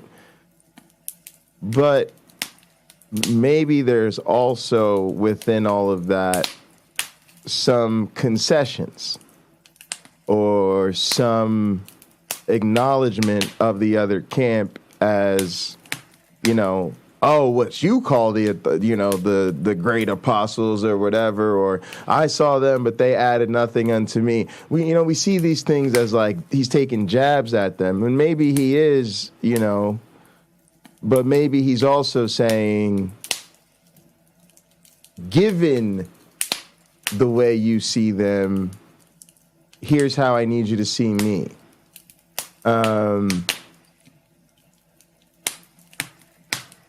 So there could be some quote unquote harmonization that took place, some agreements, so to speak, that were in place. It's all interesting to me. I just think sometimes, it doesn't have to be the evangelical story or the rivalry pit to the death over control of the true gospel. It could be a sort of nebulous kind of thing with some complex richness to it. He doesn't say how raised. He doesn't say in the body. He doesn't say in a vision. He just says raised from the dead. That's basic. Yeah, because if you run to, I asked this to Dr. Bart Ehrman and said, raised from I think the I know dead which one you're talking about, YouTube Punk. Is that the one but on the... he made it sound like the way they would have understood Walkable that Cities? If so, yes, it was or at least fucking the phenomenal. expectation of resurrection that was supposed to come would have been physical. That's what makes the most sense in terms of dead is dead. But we have apotheosis. We have people who die and ascend after their death. Yeah, that puts you on the green light Jesus is a perfect recommendation example list. of something like this, I think. Of course. I have very good scholar friends. They don't run off into fringe, crazy ideas. Like one of my good friends who's studying this, he's doing an actual presentation on apotheosis and the resurrection of Jesus. And he found there are patterns, there are parallels, that it's not Xerox, it's not a copy, like, this is exactly... The theme of apotheosis seems to be a very common and a well-known established thing, that they're resurrected from the dead in some sense, but it's not that they physically necessarily rose. They ascend to the high heavens, if you will. And Paul might be thinking the same thing. Well, very mysterious things happen when people die. In Buddhist traditions, too, there are many stories about great teachers and the Buddha who appear, not physically, who are seen after they have died and so forth. And some scholars that I know, like Dale Allison at Princeton Theological Seminary, Presbyterian Seminary, is suggesting that he and many people have experiences seeing people who have died, speaking with them, interacting with them. This is not an uncommon event. Many people who are widowed, people who experience sudden loss of somebody they love, say they have seen that person in some way. Also, YouTube Punk, I want to just acknowledge again, man, the phenomenal job you did with Doug's bullshit. You literally, because I think it's fucking horse shit when somebody gets called out on some fucking bullshit and then they shift the burden to the person calling them out. Now, again, I'm not saying there's never a time and place where, of course, somebody may be misquoting you or something, but y'all know Doug uses that as a deflection tactic. And it's like, hey, unless you can provide me chapter and verse, a.k.a. the exact stream with the exact timestamp where I said this or that thing, then boom, he just thinks he's going to dip, dive, socialize on being held to his behavior. But YouTube Punk was basically like, I will see you chapter and verse and raise you many, many more. And so many of these things were finer points that I had noticed or, tried to speak to at one point myself. But, it's so much that I didn't even have the chance to get to all of it. So there was definitely things on his list that I was like, fuck, I missed that. I wanted to talk more about this or that or whatever. And of course, not having the foresight to put it all together. But yeah, YouTube Punk really just did a phenomenal job. And I also felt, came to my defense with all of that. So it was kind of personally rewarding, but also just an impressive effort, which goes to show even further shame to Doug and people like that who think that if I call you out on something, you could just try to, attack me rather than recognize I'm speaking for other people in the community like YouTube Punk and Cameron. And then when you go and talk shit about you don't care about the community, you don't care about particular viewers, you're losing power viewers. And that shit right there was like YouTube Punk on cue, because it's like basically showing a motherfucker like that, like, I could be your biggest fan, I could be on your side, but motherfucker, if you turn me against you, I can roast your fucking ass. But he probably too stupid to notice, but we weren't. Or heard the voice or had a sense of their presence. So I don't think he ever probably acknowledges Cameron, but I think Cameron probably even called in there or whatever. And like, Cameron is probably like literally one of Doug's biggest fans, and as big of a fan of everybody that Cameron is. Cameron was probably, a bigger fan of, Doug's probably one of his favorite streamers for a very long time. I'm sure a lot of us fit into that category. That time. And Paul, I think, he simply says, I believe Jesus died for your sins and is raised from the dead. That's the basic message. But it's not all he can tell you. He's not going to tell you the rest, just as you said. He said, I can't tell you what came in revelations and visions. What happened there, I'm not going to talk about that. Not lawful. But there was secret teaching, and that's why people that were later called Gnostics felt that Paul was absolutely a mentor, because he understood that there were elementary teachings and advanced level teachings. Meat and milk. Meat and milk, baby. Yeah. Now, what's interesting is to Stupid Whore Energy's points to throw in the interpolation analysis and then see the evolution of those passages as well as the theological influence of them, right? Because most interpolations are incredibly strategic. So then you have to see, okay, well, now we interpolated this. How does not that we can ever figure this out, right? But it'd be great if you could somehow find enough documentation or suggestion or hints at, okay, well, once people started getting the quote-unquote interpolated story, and I only put it in air quotes because I'm just saying, let's just go with that. How did that shift the practice? And then it's interesting, too, to think about how those passages, here's another very interesting thing. How would that type of thing affect the practice today, right? So here's an exercise to help us think about this. Let's imagine we ask Christians like a couple simple questions. List out for me, take your time, talk to your pastor, whatever you want to do. Come back to me with your 10 favorite teachings or lessons or stories from Jesus. Boom, great, thanks, cool. Now make me another list. Let's give me like your 10 favorite Bible passages. All right, cool, great, thanks. Now let's go back and then we get to say how many of these are interpolations, how many of these are, let's just say, quote unquote, inauthentic for one reason or another. Prophecy that was unfulfilled, passage was really about somebody else, whatever it fucking is. And then see, okay, how does that affect the person? It'd be interesting, right?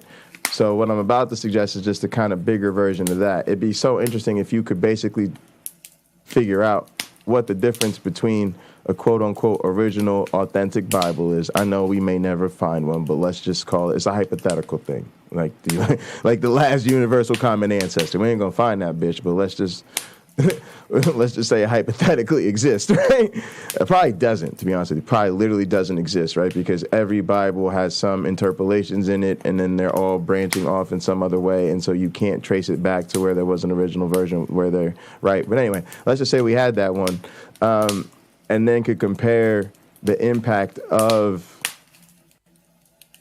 biblical interpolations on modern Christian practice. What would Christianity look like today if we ripped out all the interpolated parts? It's pretty cool. I don't know what the fuck we would do with it, but it'd be interesting. All right, we didn't really get into this passage yesterday. There's a couple videos we never really got to. Let's take out a few minutes of this. Exhausting life to have to continually monitor your life and wonder, is that person going to become a flying monkey? Is that person going to become a flying monkey? It's no way to live. In some ways, all you can do is go through your life as your best you. And if the people around you don't seem to understand narcissism, be careful around them.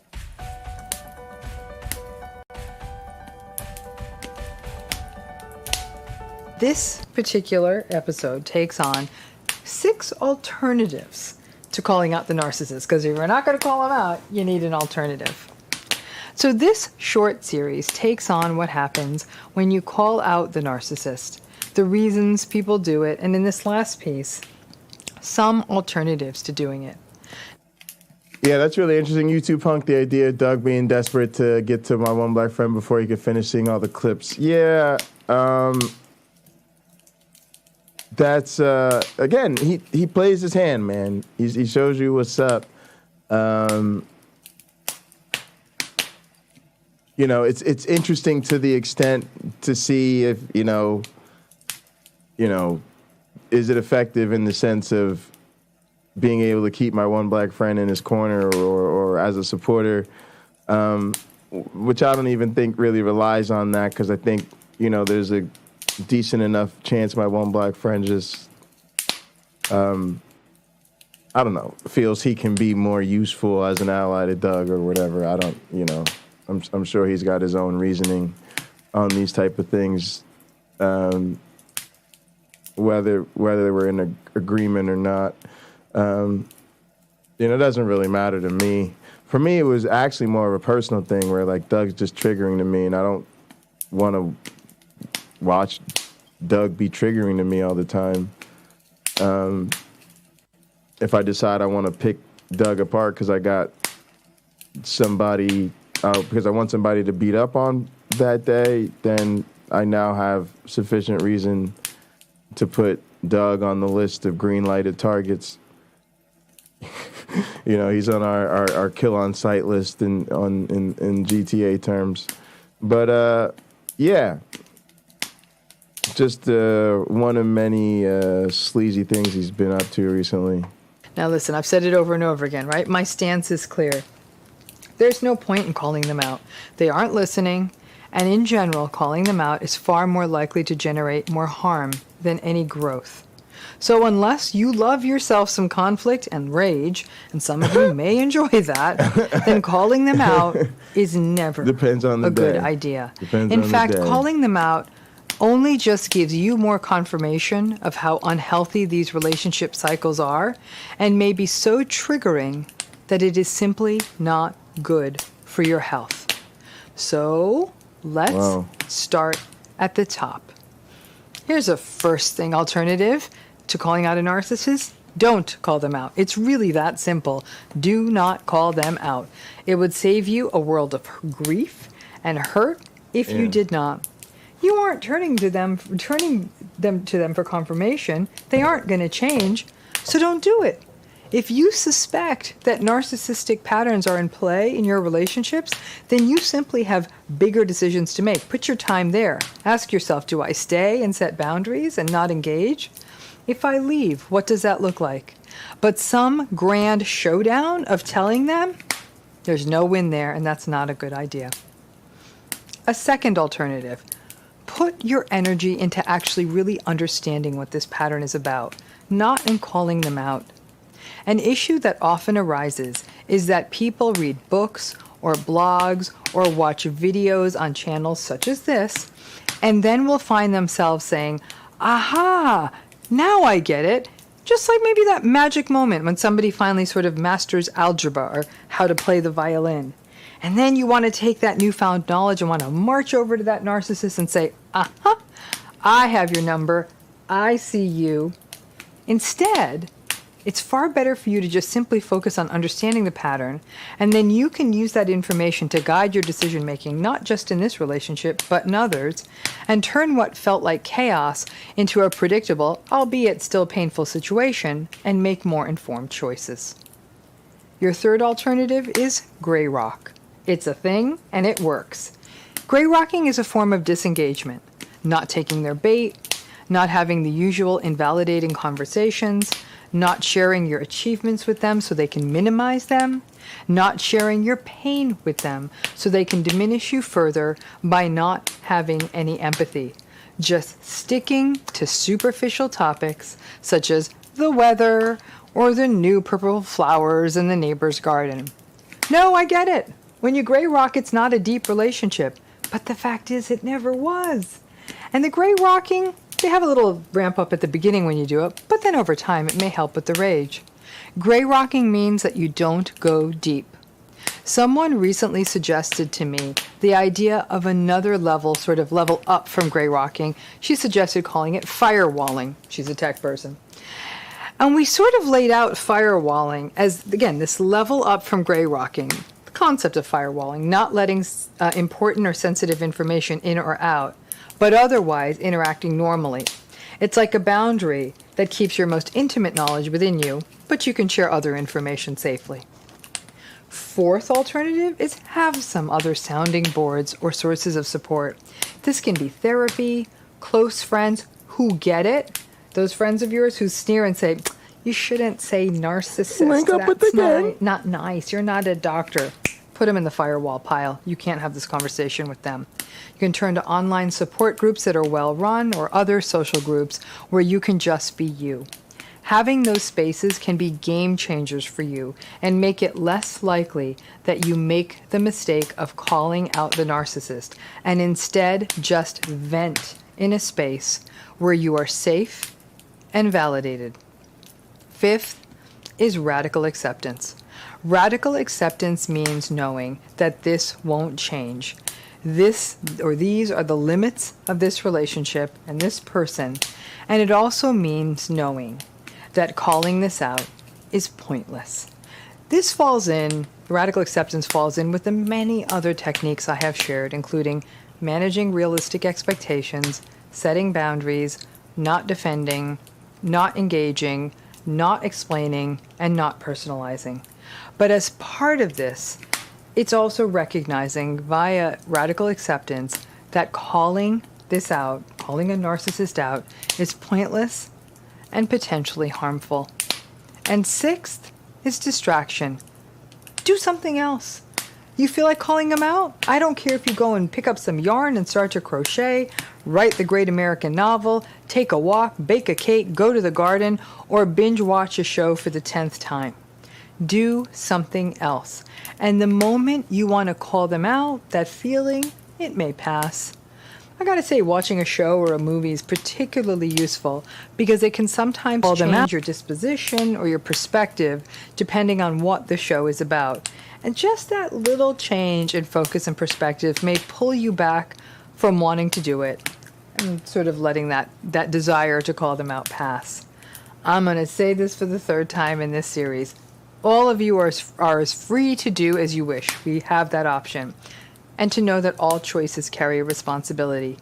If their ragey word salad mess is a price of admission to speak your truth, then you do you. You do what feels right.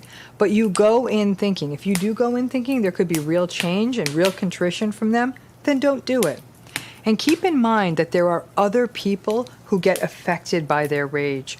Children, co-workers, other observers. So please be mindful of those impacts before you start calling them out and their rage overtakes everyone. For those of you with traumatic histories, narcissistic rage is not only triggering, it's destabilizing. It can result in setbacks in functioning and in ramp-ups in other mental health symptoms. Out of that word. The narcissist is going to remain a one-person wrecking crew. Please protect yourself, as their rage and their manipulation can literally make you sick, both mentally and physically. And not calling them out is not enabling. A lot of people say, if I don't call them out, then I'm part of the problem. They're already enabled.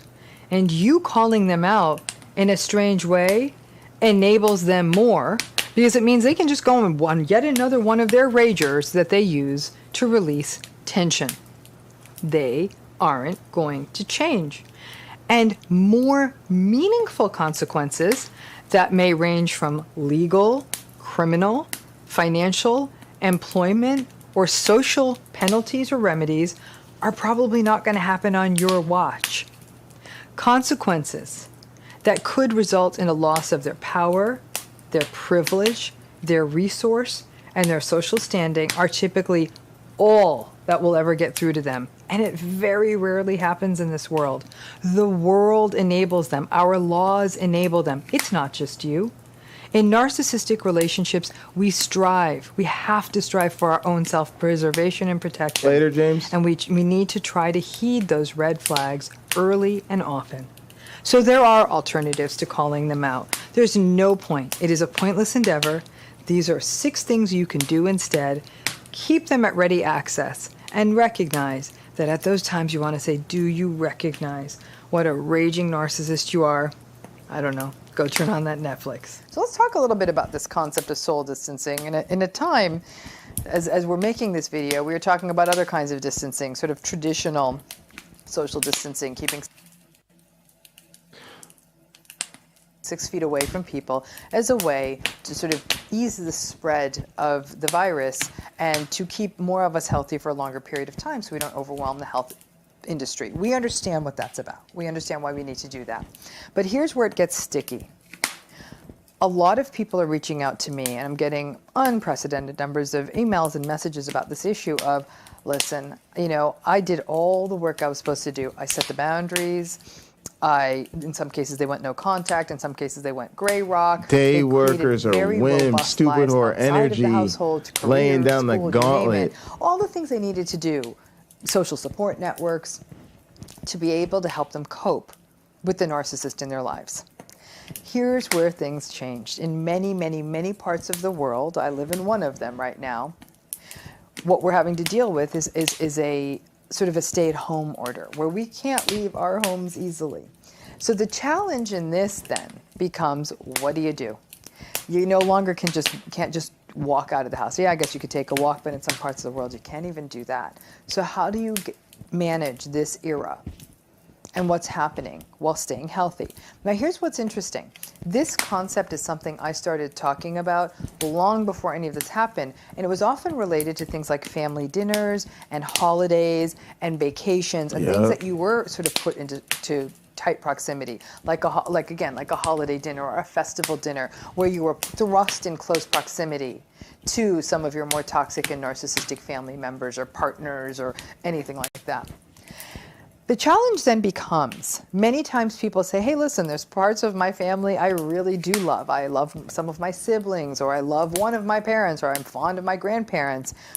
And I'm not willing to completely divorce myself from that system because these people are meaningful to me, which I think is wonderful. So the question is, how do you distance from someone when physically you have to occupy the same space? That's where the concept of something I've always called soul distancing comes into play. When you're with someone and your physical, material body is in their presence, that's fine.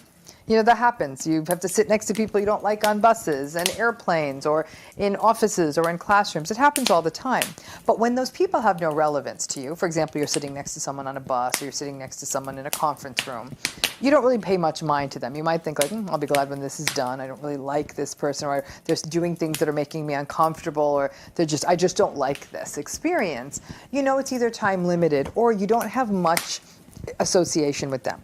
It's a whole different game when you have to be in proximity to someone who's been a toxic influence in your Put life. on headphones. Someone who's invalidated you, someone who's demeaned you, someone who's devalued you, or someone who's manipulated you. And that's been directly targeted at you. That's a very uncomfortable space to occupy. And that's not just in your close, intimate relationships. Again, that could be your family, it could be a friend, it could even be the workplace. We don't all have the luxury to step away from these relationships and spaces now more than ever, right? So what do? Your physical body stays in, but you can pull that most sacred part of yourself out of there, your soul. Don't have it present there for them to be able to play with. Pull yourself away in that. It's almost like classical gray rock. Really what gray rocking is a form of soul distancing. What you do in gray rock is you don't let them interact with the best of you. You're very serene, you're very neutral and flat. There's a lot of, okay, sure, sounds good. That's interesting. Enough filler to keep the conversation going. But what you don't put up on the chopping block are those most authentic, important, divine, and sometimes vulnerable parts of yourself. At this particularly vulnerable time in our world, people are scared. They're scared about a lot of things. They're scared about elderly friends and relatives. They're scared about their livelihoods. They're scared about getting sick themselves. They're scared about the unknowns. Those are normal reactions in an abnormal situation. What can be very unsettling, though, is when you have those fears, and because you're stuck in sort of a narcissistic space because you're locked in with people like that, you don't feel like you have places you can share that. The temptation is, oh, these are spectacular circumstances. I should be able to share this about myself. And then you're shut down, mocked, or gaslighted. Soul distancing means that you're not going to share those vulnerabilities. You're not going to share those aspects of yourself. You need places to share those things. And those may be friends by, I don't know, by FaceTime or Skype or Zoom or some other video chat. It could be texts. It could be if you're doing online therapy, talking to your therapist. Those are all very good and appropriate ways to do it. Just don't bring it to the people who are going to mock you. And listen, what's going on in the world isn't the only game in town. Heck? We all have other stuff going on. Many people are still going to school online. They may be doing their jobs online. They may be trying to find work online. People have been let go. They're trying to get their finances in order. There's other stuff going on. And in the midst of that, you may also feel vulnerable. You may say, oh, I'm worried I won't graduate in time. Or I'm afraid that, oh, my boss isn't noticing my work in the same way. Or you're worried that you're not going to be able to find new work, and in a few months or even right away, you're not going to be able to do things like pay rent, and you're not sure how all these new things are working. Because neither mouse is working. Right? So in those vulnerabilities, you once again, around the narcissist all right, we're gonna have to shut this fool down. You don't get to share them. Soul distancing becomes a way to make sure you don't take those things to them, that you really keep those vulnerabilities. And it's not just about what's going wrong, it's also about what's going right. Weird. What's been striking to me as we've gone oh my goodness, I can't even shut entire, an unbelievable human experience of all feeling vulnerable about something that's tiny as a virus, but it's. Oh, that worked though. Interesting.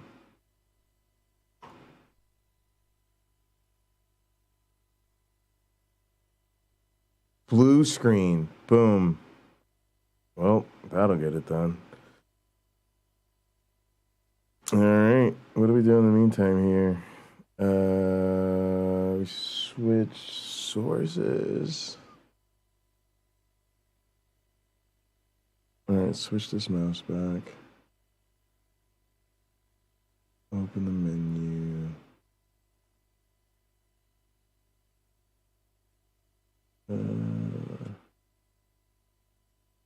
Nope, not that menu. This one. All right, guys, I need to change the display over. Oh, goodness, go back. Yeah, it's mirrored on 2 and 4. Mirror instead on something in 3. Actually, extend would be better.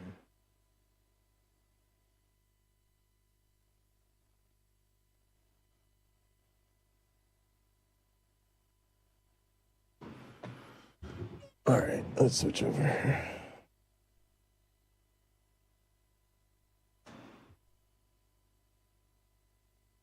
Keep these settings, yes.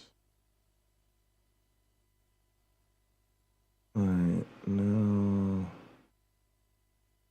this needs to go over here. You need to go to 1980, 1920 rather by 1080.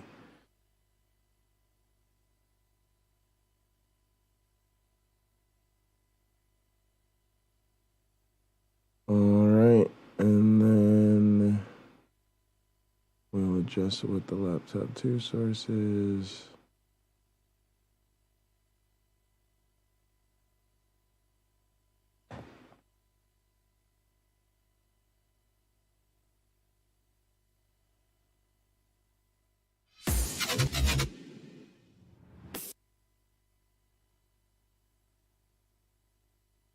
All right.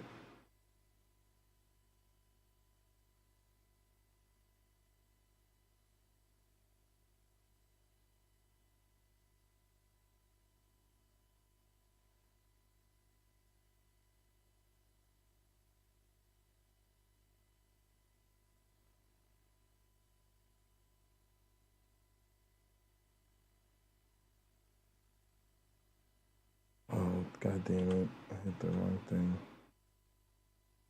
All right, we should be okay. All right, yeah, check this out.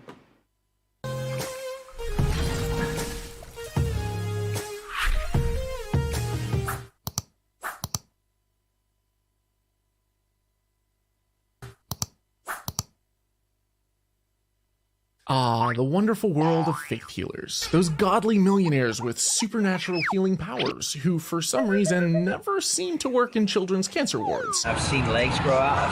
We've seen cancers healed and blind eyes open and deaf ears open. They love to talk themselves up, but what happens when you dig a little deeper? When you look behind the curtain? Let's take a look at a couple and see how their claims stand up to scrutiny.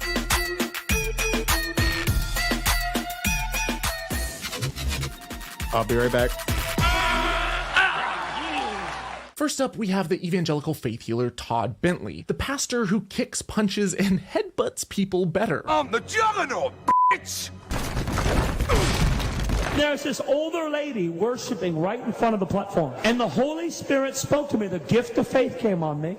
He said, kick her in the face with your biker boot. And I went like this. And just as my boot made contact with her nose, she fell into the power of God. But hey, at least it's slightly less odd than the pastor who cures people's ailments by farting on them. The wind of God! The wind of God! Sometimes I just pray in my room for 4 hours like that. Well, you haven't wasted your life, fam. Just before it was revealed that Bentley was leaving his wife for one of his female staff members, his ministry was skyrocketing. He exploded into the national spotlight with up to 10,000 nightly attendees at his revivals in Lakeland, Florida, which were broadcast around the globe to millions of viewers on God TV. And he catalyzed this preposterous popularity with preposterous claims, which his desperate audience gobbled up. 25 years of ministry in 73 countries. I've seen 37 people raised from the dead. Holy butt-suckling bat squatch! That high scores 12 times as many as Jesus! But at least Jesus himself raised from the dead. Try topping that, Todd. One time I was preaching in Africa and I died, had a heart attack and died. Came out of my body. I died. Died. And guess what? Got raised from the dead. Now you listen here. He's not the Messiah. He's a very naughty boy. When ABC's Primetime investigated the hype, however, here's what they found. This boy's being healed of crippling spinal bifida from birth in the name of Jesus. Loose. Straighten. We're going to believe God that he is receiving healing. It was an emotional moment, and yes, I laid my hands on him and I said, thank you for what you're doing, God. I feel like I have like the most strength I've ever had in my body. Alex so desperately wants to be healed, yet here he is later that night as he stumbles to the ground. Some healing is partial. Not everybody is healed. How convenient. And when they asked Todd for any kind of medical verification for his miracles, he sent them a binder of heavily redacted information with names, addresses, and hospital info censored out. And no, Todd didn't have to withhold that info because of HIPAA or anything, unless his ministry's a medical institution, in which case he'd be practicing medicine without a license. That's a felony. And despite his divine healing powers, Bentley's own wife at the time was hobbling around with a missing kneecap, something a legend like Todd should have had no problem healing. The Oprah Winfrey Network even caught wind of Bentley, yet despite how much woo they're responsible for spreading, even they couldn't find a miracle. Here's what they found. Debbie and Sherry drove here from Savannah, paying around $600 each to be part of Todd Bentley's revival. This conference is their attempt to cure their mother of cancer. They ran out of money for chemotherapy and have now placed their mother's health in God's hands. Steve Felton, too, has been waiting for tonight expectantly. First, a car crash when he was 18 left him with a brain injury and a speech impediment. Then, 15 years ago, he fell off a roof and was paralyzed in his lower body. Doctors told Steve he would never walk again. I want to stand up and push my chair out the door. God told him that he would walk in the last 10 minutes of the last service. It's been a long time since I've seen anyone just want something so badly, and not just want it, but just believe. Like, that is true faith. Every time I look in his direction, I get emotional, and I just hope he's not disappointed. With dozens of resurrections and thousands of miracles allegedly under his ministry's belt, surely cancer and partial paralysis posed little challenge to Todd. Unless his miracles only work when a camera crew isn't watching his every move and following up on the results. What in the world can that be? What? Where? As Todd comes down the line and draws nearer to Carol, Debbie, and Sherry, Carol is literally shaking with expectation. Her very life is on the line. Steve has entered a different state. It's the last 10 minutes of the last night, the time he believes he will walk again.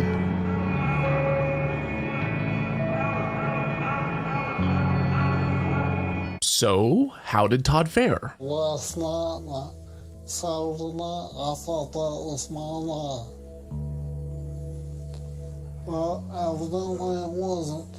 Carol went back to Georgia. When we last spoke, Debbie and Sherry told me her cancer had steadily been getting worse. Even to this day, Todd Bentley is still at it, but his ministry took a massive hit after it was revealed that he'd had a decades-long history of sexual misconduct, including with multiple interns of his, both male and female, some of whom were struggling financially, and he was in a position of power over. He attempted to buy some of their silence or threaten them with legal action if they spoke out. And this goes all the way back to when he was a teenager, when he sexually assaulted a significantly younger boy. Oh, and his church's leadership knew all of this and actively covered it up. All of this just goes to show that just because someone seems to have a divine anointing, it doesn't mean that there's some sacred supernatural phenomenon going on. One reason that I make videos like this debunking extremist positions is because I care deeply about our democratic freedoms and I worry about the growth of Christian nationalism. Women in the US who miscarry are already being convicted of murder, and LGBT rights very well may be the next thing on the Supreme Court's chopping block. Women are deleting their period tracking apps, stocking up on Plan B and medical abortion pills, and people are taking to the streets to protest the rise of authoritarianism, which is why now more than ever it is crucial that you protect your privacy. Back before I started this channel, I worked in IT as a security admin for Texas A&M, and one of the ways that I protected my own privacy was by using a virtual private network, or VPN. And my VPN of choice for over 10 years now has been private internet access. It's basically a program that can run on just about any computer, or I even use it on my phone, which changes your IP address and hides all of your internet traffic in a secure encrypted tunnel, protecting your privacy from your internet service provider, your network admin, or even from government censorship, which is why so many atheists living under authoritarian theocracies use it. And unlike other VPNs, private internet access doesn't store user data or log your internet traffic. So in the past, when courts have subpoenaed them for records, they've come up empty-handed. You get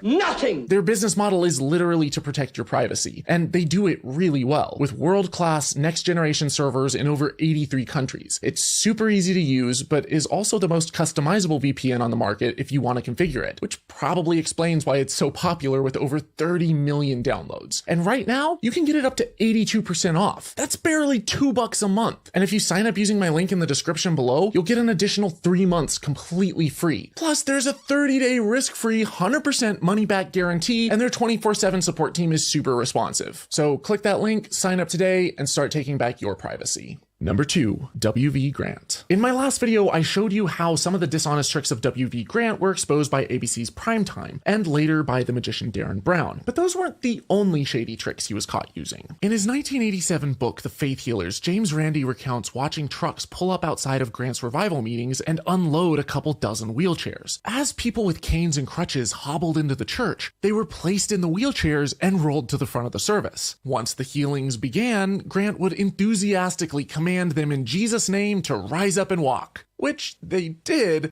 but were already able to do. Randi also witnessed Grant claiming to heal people's leg and back pain by miraculously lengthening one of their disproportionately short legs. The only catch is he used an old magician's leg lengthening trick. This account was confirmed in 1991 when ABC caught Grant using the same tricks. And when we questioned the people Grant had lifted out of wheelchairs, everyone we talked to said they could walk all along. Could you walk at all before you came?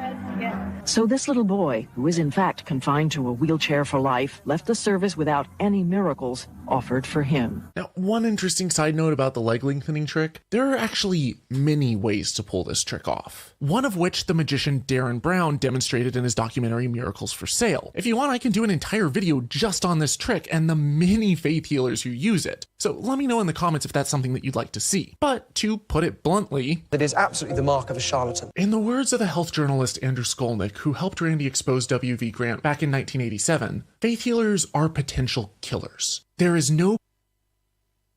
Hey, man!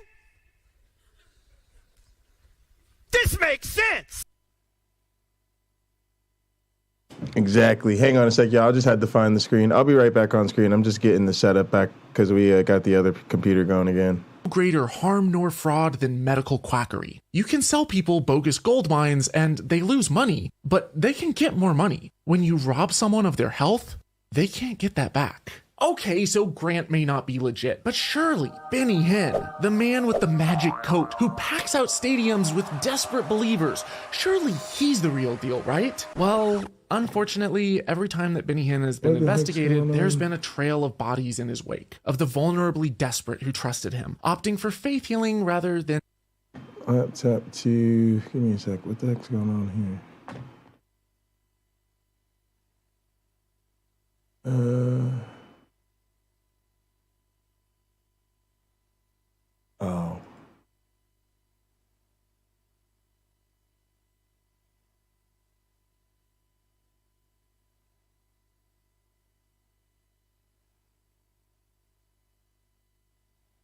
There we go. Obama. Restore. I command thee to restore.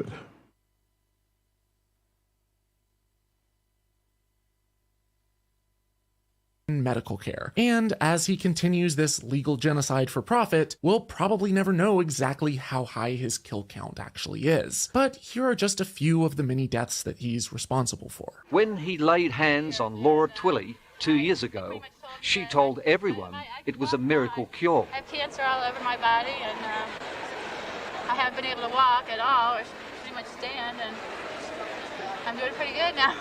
She even threw away her cancer-fighting drugs, but within 2 months, she was dead. First blood. She is basically a walking dead woman. She should not be alive because through both of her lungs is cancer. The doctors are overwhelmed the fact that she is still alive and still breathing. Susan Norcane, her oncologist, rejected all these claims. Susan had an unpredictable form of cancer that was stable at the time of the crusade, but deteriorated afterwards, and Susan died 9 months later. Perfectly whole. Double kill. Expect the miracle. Dear Jesus, the Lord's gonna touch you, young boy. The Lord's gonna touch you, sweetheart. It didn't happen. I was not even discouraged. I know it's God's plan. We believe the regrowth of tumor has been dissolved completely. Nah, I don't think so. Not that I know They were of. persuaded by Benny Hinn's TV appeals to pledge $100 a month. In his presence, the urge to give was overwhelming. You know, I can stake my life on Pastor Benny Hinn's words. God spoke to me last night at the Colosseum Center where the crusade was going on, and he said, donate him another $2,000, and which I'm going to do it. 7 weeks after the crusade, Ashnil Prakash was dead. Triple kill! Her daughter Jackie says Joyce too was persuaded to turn her back on her doctors. One of the staff had told her she did not need her medicine anymore because Benny Hinn said she was healed. What did her doctor say when she decided then that she was not going to have the chemotherapy? He was very upset because she needed the chemo. Joyce Vaughn died less than a year after she stood on stage with him. Killing spree. A man told me one day, he said, "You are better than P.T. Barnum."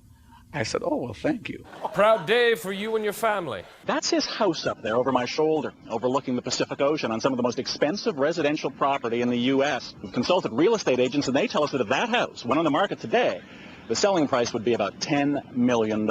Add the private jet the ministry leases for him, the presidential hotel suites, the reported 7-figure salary, and a picture emerges of a self-proclaimed spiritual leader with an obvious taste for the material world. Has anyone really been healed in Benny Hinn's ministry? In our research, there's not been one person that was healed. I can tell you here, under the anointing, it'll never come back. We have a victims hotline where people call us with their stories, and the stories are endless of people who had loved ones die after they were proclaimed on television that they were healed. Killionaire. Number 4. Killionaire. Todd White is part of an extremely lucrative circle of charismatic pastors. He offers faith healing on the streets to wow his social media followers, and his favorite trick is, you guessed it, the leg trick. I'm going to pray, and Jesus is going to grow your leg out. Right leg, I command you grow in Jesus' name. Although, he does it slightly differently.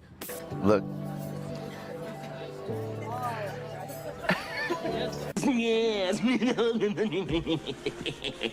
Again, let me know if you want to. Screw it, fine. I'll just do a video on it. Just smash that subscribe button and click the notification bell so that you can see it when it comes out. As I was saying, Todd White, legs. He loves legs. Oh, wow. But watch what happens when he tries to heal an actual amputee. Put my hand on both your knees, okay? He didn't have any legs. Father, I thank you for brand new bones, ligaments, tendons. In Jesus' name, God. I've seen legs grow out. We've seen cancers healed and blind eyes open and deaf ears open. What I haven't ever seen is a leg from a stump grow out. Oh, you say? Womp womp. In Jesus' name, we command both of these legs to grow. You'll never see them grow if you don't start praying for them. This is something that I have yet to see that I really want to. So I know if my faith gets stronger, this kind of stuff will happen every day. It will. He said it can. Oh, I see. Running away! Number 5, Andrew Womack. Back in March 2020, as the world was shutting down in hopes of preventing the global pandemic, and long before there was any treatment or vaccine for COVID, one lone hero stood in the gaps with a surefire solution. I have absolutely zero, zilch, nada fear about this. What a legend. What was his secret? As an individual who is standing on the Word of God, I can reach out and touch anybody who's got sickness or something on them. Jesus said the works that he did should we do also, and I believe that I am just as protected as Jesus is. Oh, good Lord. Instead of having this fear about everybody contaminating Which is not at all. I look at it this way, that I've got the supernatural power of God living on the inside of me, and if I come in with sickness, I can reach out and touch them, and my healing will be transmitted instead of their sickness. Well, at least he didn't tell his followers that they could be faith guarded from catching a virus from another person, right? You should have zero fear about you reaching out and contacting a person because, again, Jesus did it. Oh, this can't end well. According to the Colorado Department of Public Health and Environment, there are now 22 confirmed cases of COVID-19, a total of 34 probable cases, all linking back to Andrew Womack Ministries. His ministry is all about healing, and yet he's bringing disease into our small community.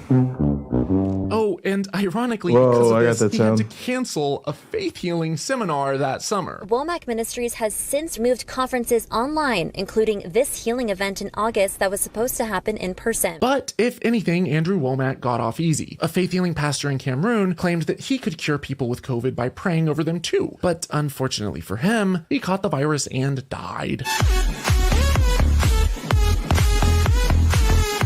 Franklin's followers, however, believed so firmly in his Almost message of miracles predictable. that they refused to bury his body, waiting instead for a miraculous resurrection. Eventually, police had to be called in to push through the crowd and bury the body. And in case you think that prayers for resurrection are just an Africa thing, in 2019, the Bethel School of Supernatural Ministry, aka the Hogwarts of Christianity, where people are trained in the divine arts of prophecy, speaking in tongues, and miraculous healing, they made headlines when one of their worship leaders lost her 2-year-old daughter, and they all proceeded to attempt unsuccessfully to resurrect the child.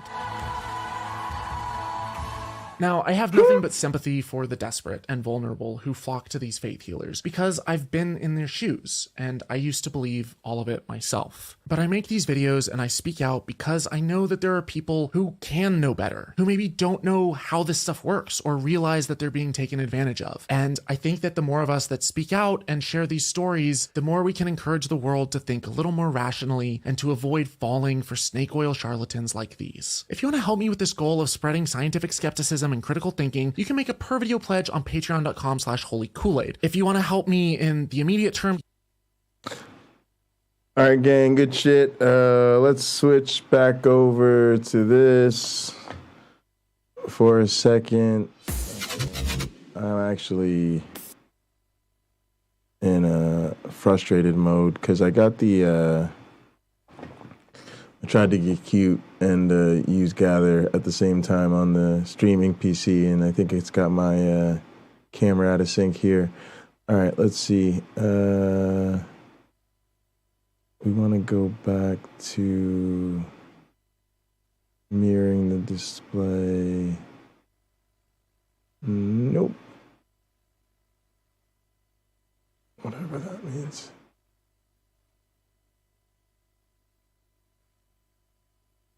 Two and four.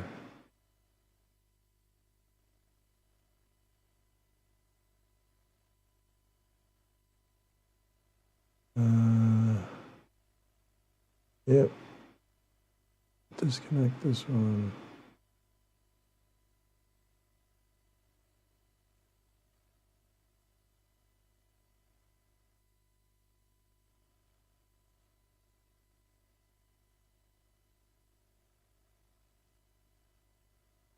Oh, this computer's so annoying. All right, let's disconnect it. Keep changes.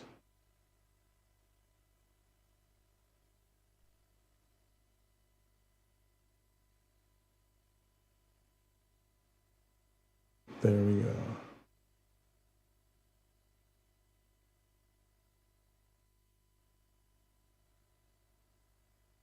All right, so maybe they're all right.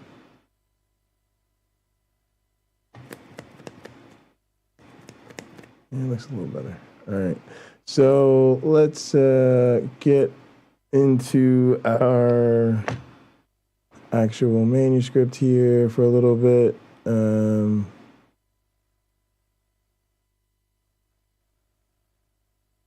Boom, perfect. All right, so we're working on this manuscript, and we don't really need to change much other than maybe where we put the supporting information, especially following up on our conversation with Cliff. So in the interim, we're just going to review it and make sure it looks good for submission, but in the process, that will get us used to working on manuscripts. I'm not going to go over the whole project again, just because I'll lose a bunch of time doing that, and it isn't so important. What I will do is start the results section from the beginning, and I think that'll contain enough of a overall discussion of the project for our purposes here.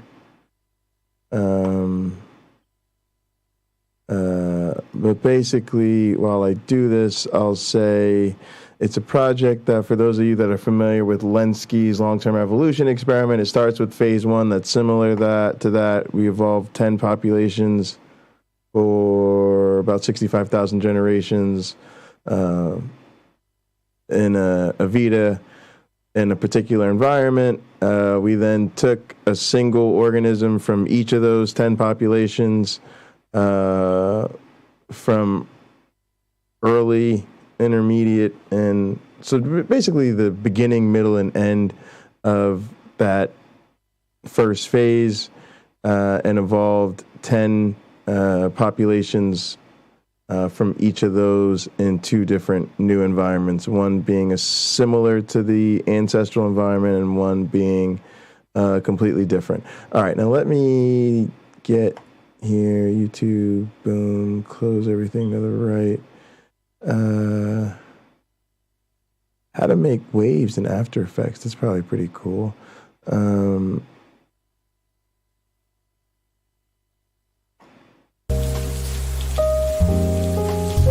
Little rainy office vibe. Alright. That looks like a porn bot message.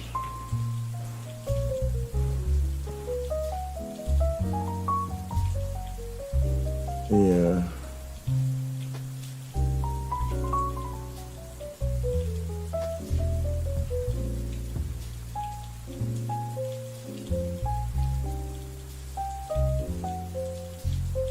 Thanks for unhide. No, don't want to unhide him.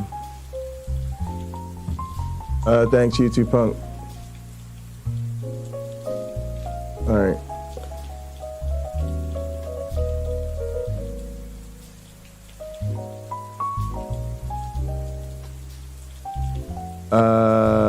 Yeah, Wayne, that's fine.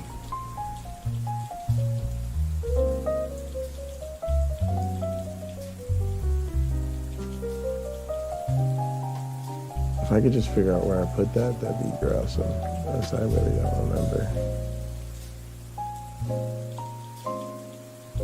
Boom, there we go.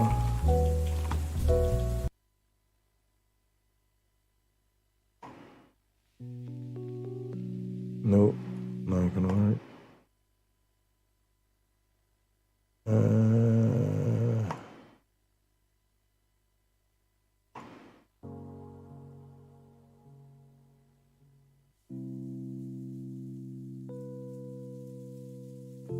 All right. Boom. Let's get into it. I think we read through the introduction last time, cleaned up a couple of things. I'm really glad I didn't decide to move all the figures. Where am I even at in this fool? Abstract, author summary. I'll read the author summary and then we'll read the results. That's perfectly fine. Boom, boom. Before I do any of that, I'm gonna smoke real fast because, oh my goodness, I've been going since fucking early this morning, sir. I don't like early morning, Sam. Huh? Huh? Huh? Why are you looking at me like that?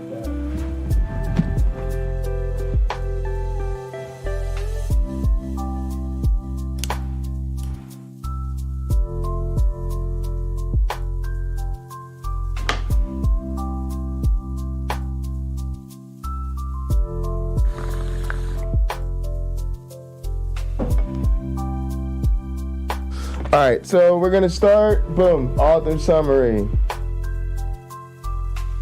Where's this lo-fi at? Boop.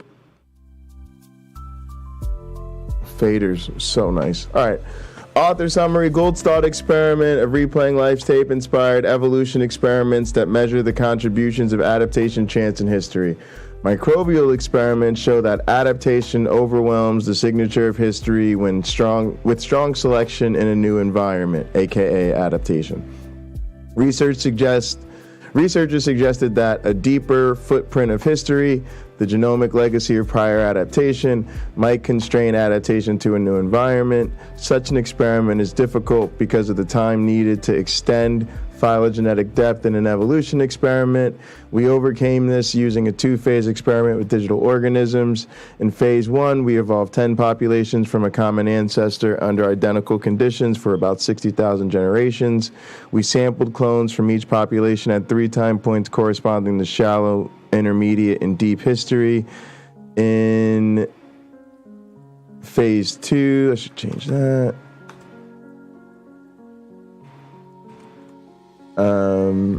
We evolved 10 populations from each of these 30 founders in 2 new environments, one similar and one dissimilar to the ancestral environment.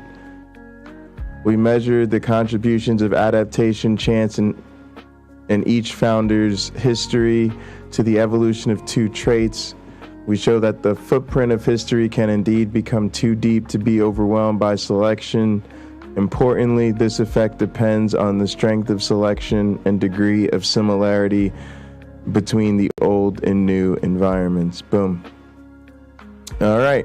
So we read through the introduction last time. We're going to keep it moving. This is a lengthy manuscript, and we don't want to have to read through the introduction again. We will go through it again, I'm sure, as we're cleaning up the formatting of everything.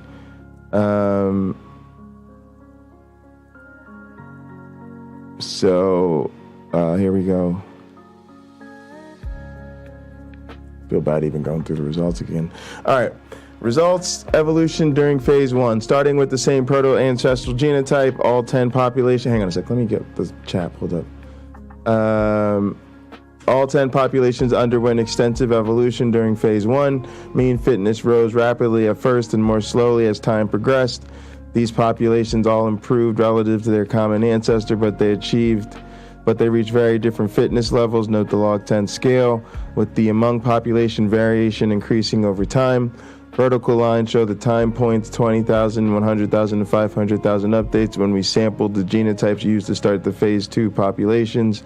We also measured average genome length in each population. Some variation in genome length emerged over time, but there was no consistent directional change. 7 populations finished with longer genomes than the ancestor. 3 ended with shorter genomes, and the direction of change in the population often shifted over time.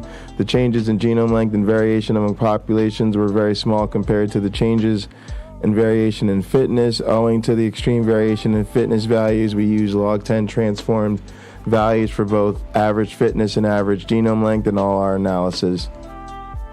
Perfect. All right, and this is that figure. It all fits nice and tight here. We don't want it cut off, either the figure or the caption. We also want the caption nice and single spaced, all in the same font. Arial, we use Arial in all the images as well. And then we bold the title.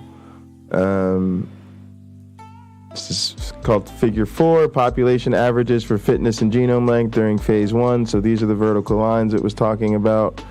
Just shows what the values were when we sampled, right? So like I told you, we start with the common ancestor. They evolve in time. These populations all have different averages depending on if you're measuring their fitness or their genome length, which is simply the number of instructions that the program is composed of. And then you can see how it changes over time, and then what it is in each population when we sampled them. All right. So what this matters is because then you see that when we look at in the second phase, the ancestors have a lot more variation in them as time goes on in terms of fitness. But in genome length, the changes in their spread is not nearly as much, especially once you consider the log 10 scale of this. This stays within the same order of magnitude. It's pretty much between 80 and 120 or so, no matter what. Whereas here it goes from, somewhere between, say, fuck if I know, 10 and 100 to something in the millions and still in the dozens or something. Like, it just gets fucking insane in fitness. Anyway, all right, so let's read this. Population averages for fitness and genome length during phase 1. Average fitness top and genome length bottom measured every 1,000 updates for 10 replicate populations derived from a single proto-ancestor shown by the star. As they evolved in the same phase 1 environment for 500,000 updates, we log transform both fitness and genome length. Vertical lines at 20,000, 100,000, and 500,000 updates show the times at which we chose the most abundant genotype in each population to start the phase 2 replicates. Perfect. S1 table, which I guess is going to be in the supporting information. I wonder if there should be a reference to supporting information. No, I think it'll be fine. S1 table shows. I wonder what their. Okay, I guess what we should ask here is with an A-Life paper.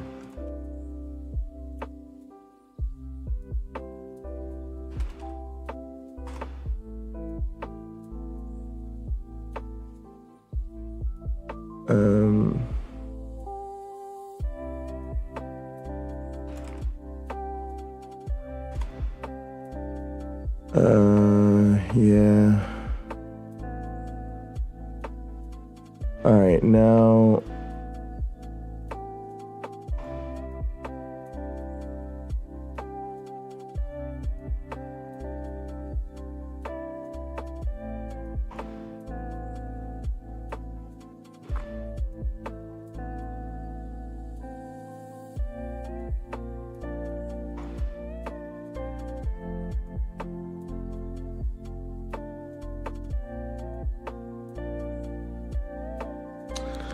All right, so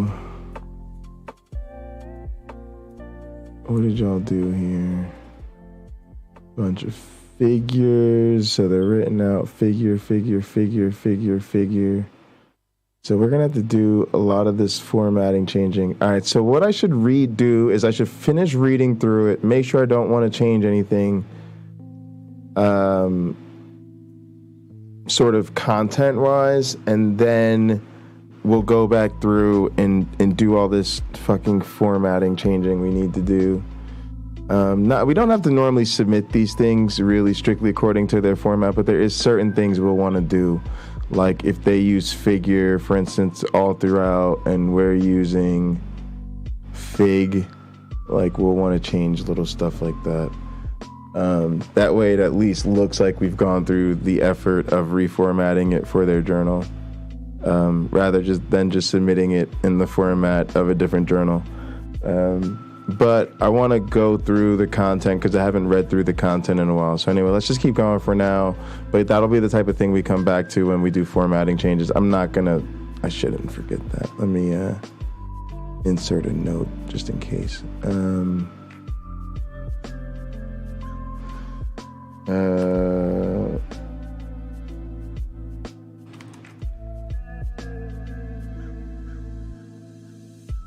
Supplemental tables and figures. According to an example from A-Life.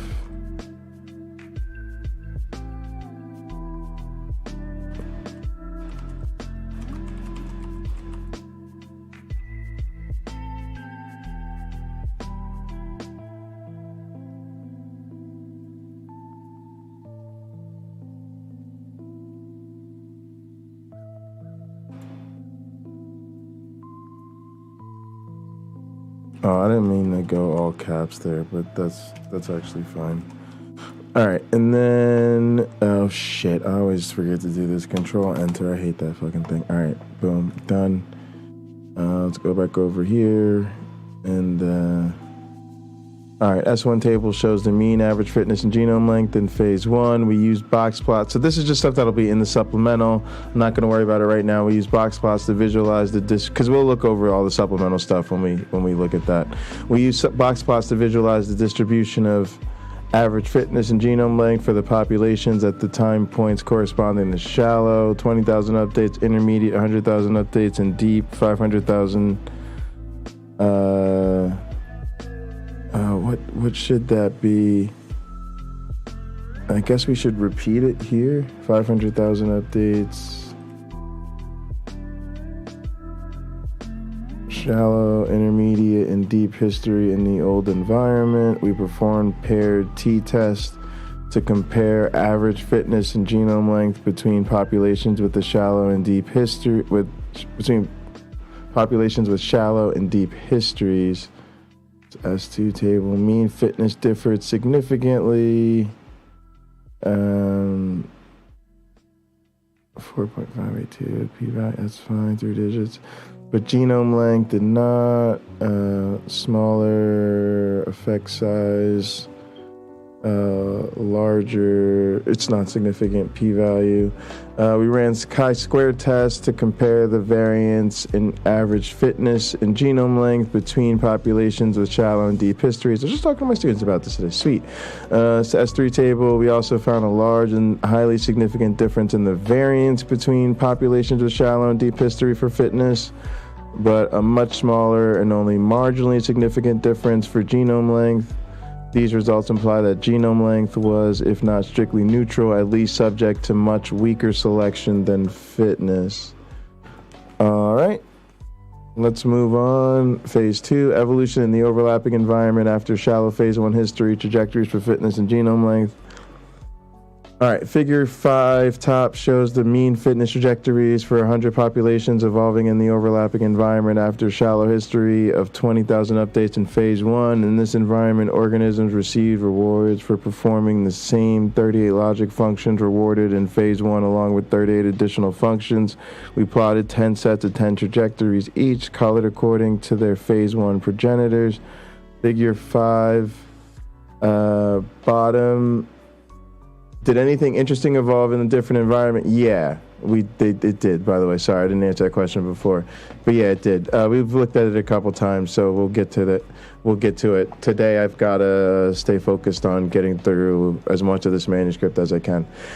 We plotted 10 sets of 10 trajectories, each colored according to their phase 1 progenitors. Figure 5 bottom shows the trajectories for average genome length in the same 100 populations as in phase 1. Fitness increased in all of the phase 2 populations, while genome length hardly changed in most populations and showed little evidence of directionality overall.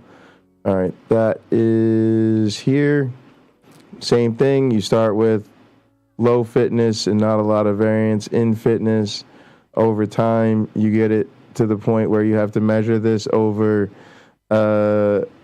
20 orders of magnitude. So think of this as 0 or whatever would be basically 10 to the 0. So 1, 2 would be 10, 3 is 100. No, I'm fucking this up.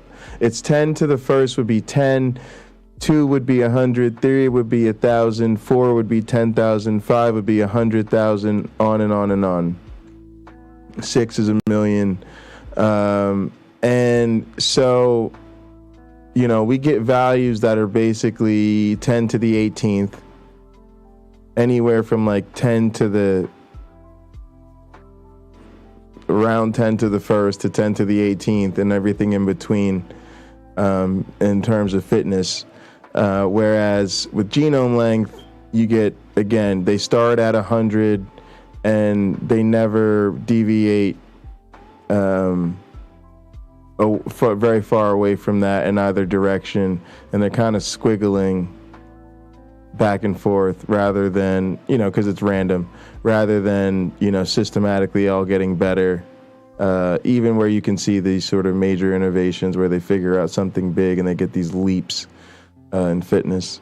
But yeah, no, you're not supposed to, like, nobody's supposed to, you're not going to like take any meaningful data away from these plots. You're not supposed to. Just documenting the actual evolutionary trajectories of the raw data, and then we analyze these effects, adaptation, chance, and history. All right, so variation fitness and genome length after shallow history. Oh, wait, let me read this damn caption. Figure 5, population averages for fitness and genome length during phase 2 in the overlapping environment for populations with a shallow history. Average fitness top and genome length bottom measured every 1,000 updates for 10 replicate populations derived from a single founder from each phase 1 population. I don't know why this comma's here. As they evolved for 100,000 updates in the new Phase 2 environment, these populations have a shallow history as their founders only evolved for only 20,000 updates in the ancestral environment. The new environment rewarded performance of the same 38 logic functions as the old environment, along with the suite of 38 additional logic functions. Okay, that's spot on. Variation in fitness and genome length after shallow history. We use the data from the end of phase 2 to examine the distribution of average fitness and genome length for 10 replicate populations derived from each founder that evolved in the overlapping environment for 100,000 updates after the shallow history. Wait, hang on a second. I don't know if I like this. We used data from the end of phase 2 to examine the distribution of average fitness and genome length for the 10 replicate population derived from each founder that evolved in the overlapping environment for 100,000 updates after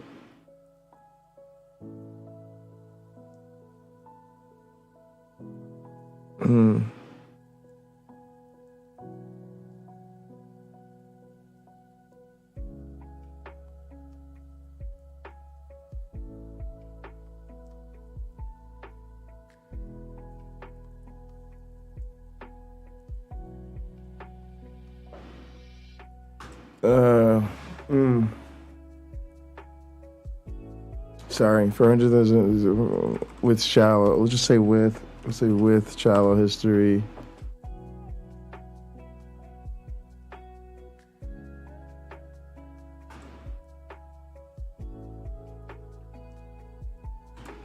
From phase 1. Wait, sorry.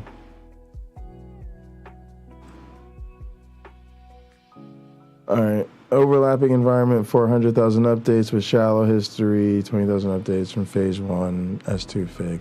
In most groups, replicates derived from the same founder. In most groups, that is, replicates derived from the same founder, fitness varied over several orders of magnitude, note the log 10 scale, while there was very little variation in genome length. Yeah, that's better. All right, contributions of adaptation chance and shallow history, right? Because we're talking about that particular subgroup, only the guys with shallow history. Why? We start with the estimates from shallow history, and then we layer on top the others once we've walked the reader through our analysis. Because our analysis is kind of unique and highly tied to our experimental design, it's sort of a lot for the reader to take in at once. So we basically start with looking at a subset of the data, which is, these guys with shallow history. They're basically our red populations. They're the population sampled at this single time slice. So we're talking about these guys, and we take a single one from each of these populations, the most dominant organism, we pop it in the new environment, and in this case, we're only talking about one environment. That's the environment that's similar and shares all the same resources. We get this fitness and genome length trajectories in each of those populations. That's why they're colored that way. That's why you see 10 of the same color, because there's 10 from each of these, and they're the same color. They just match the same seed numbers. So then we measure adaptation chance and history in each population, in each of those, what am I talking about? Adaptation chance and history in those populations for both fitness and genome length, which you can see evolved very differently. And then from there, we look at the same information by adding the results for populations with an intermediate and deep history, and by looking at the other environment, and that allows us to like build up to the reader seeing the difference that the traits make, then the difference that the depth of history makes, as well as the difference that the environment makes. But we don't throw it all at them at once, which is just the particular approach we chose for this manuscript because of the, let's just say it's not the simplest analysis, but it is super cool that we figured it out and pulled it off. So it's that's what makes the experimental design so unique. All right, so then we go into the contributions of adaptation, chance, and shallow history. We use data from the end of phase 2 to calculate the contributions of adaptation, chance, and history to each trait using a statistical approach similar, but not the same, to Travisano et al. From 1995. Travisano, again, is my current research advisor. This is a project from my dissertation research. So I was describing how my dissertation research was based on a similar design as my current research advisor. Recall that adaptation represents the overall directional shift in a trait across populations during phase 2. Chance reflects variation that arose during phase 2 among replicates derived from the same phase 1 progenitor, and history reflects the variation associated with the different progenitors. Figure 6 shows the contributions of fitness and genome length after 100,000 updates during phase 2, starting from the 10 progenitors that had evolved for only 20,000 updates in phase 1, thus reflecting a shallow footprint of history. Both panels also show the ancestral variation in those traits among the 10 different progenitors. All right. Contributions of log 10 average fitness. We have fitness. We have genome length.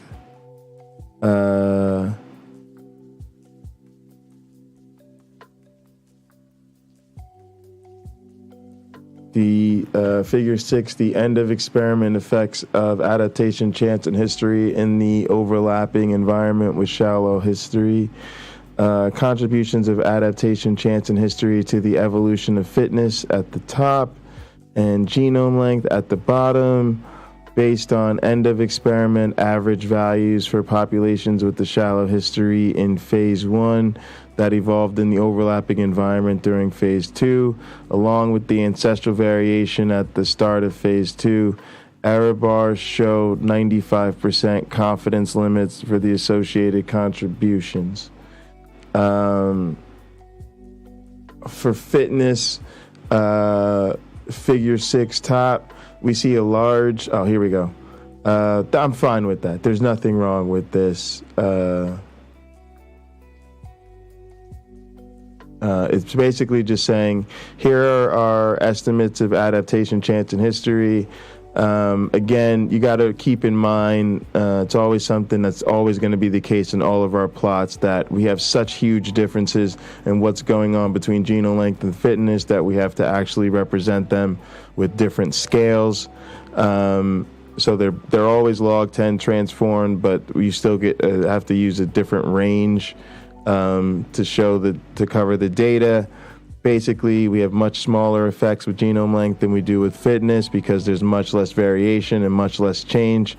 This here shows you the amount of spread that was present between the ancestors. So basically, when you sample the ancestors here, boop, boop, boop, boop, boop, and you drop them in the phase 2 environment,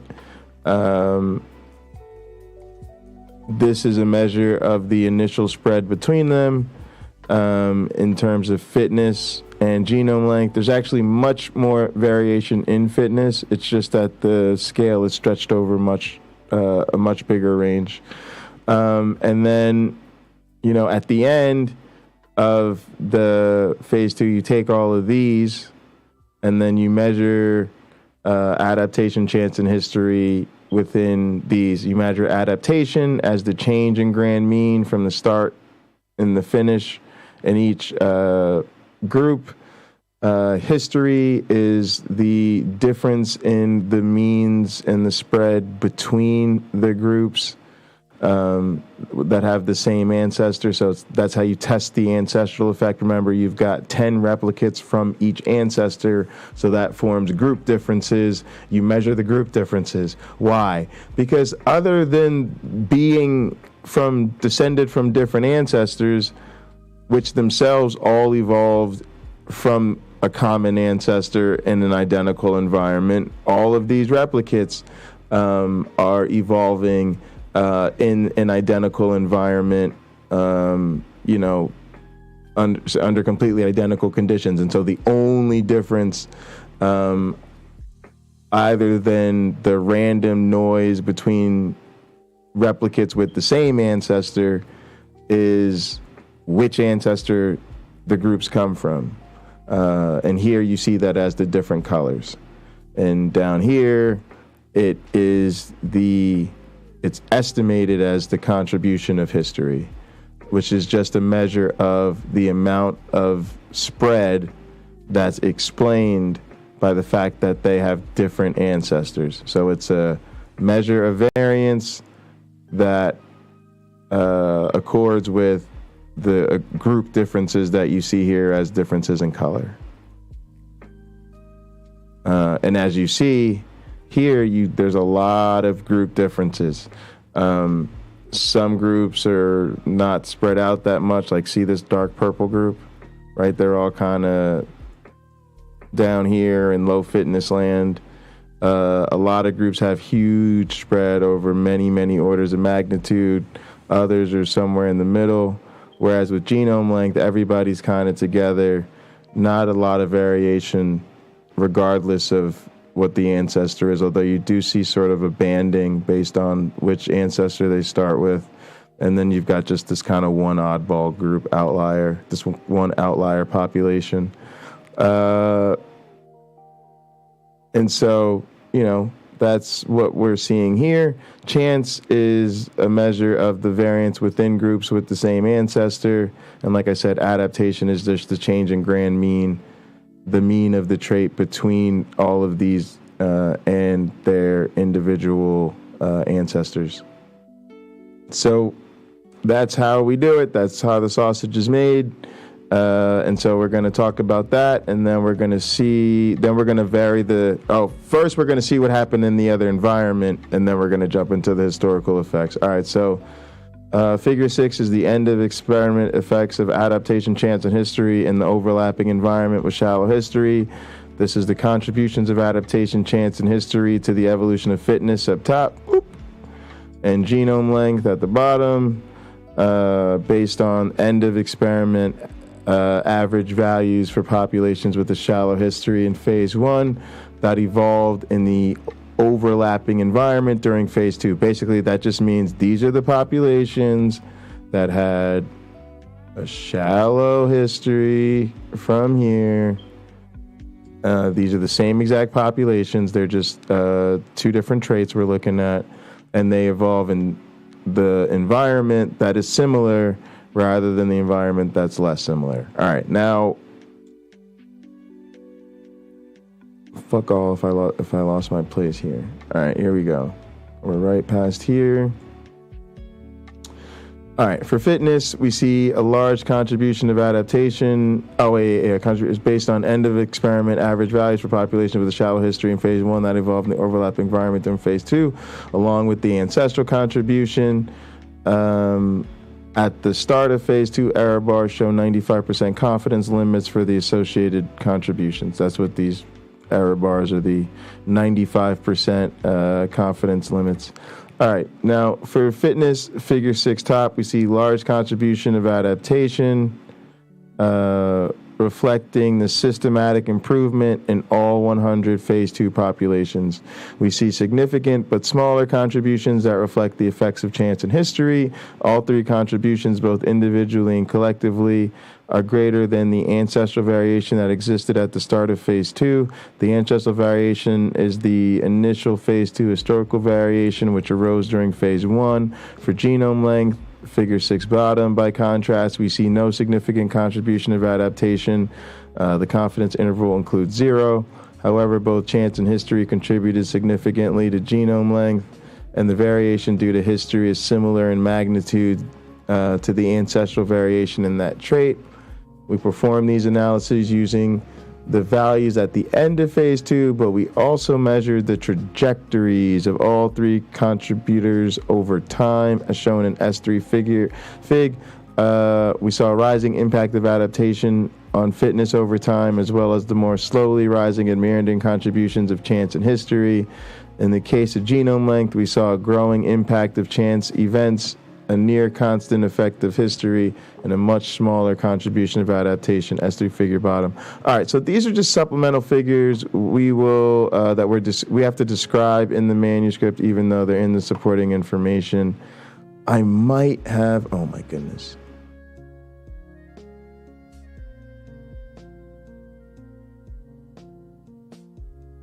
I think I got it. All right, now.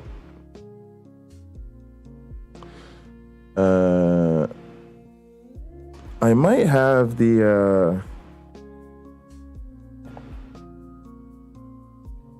whatchamacallit. I might have these images in here somewhere. No, stop. I'm messing everything up. Just open the File Explorer. Oh, you know what? It's on the other screen probably, but yeah, all right. I know what I'm doing, I promise. All right, here we go. And then it might be under manuscripts.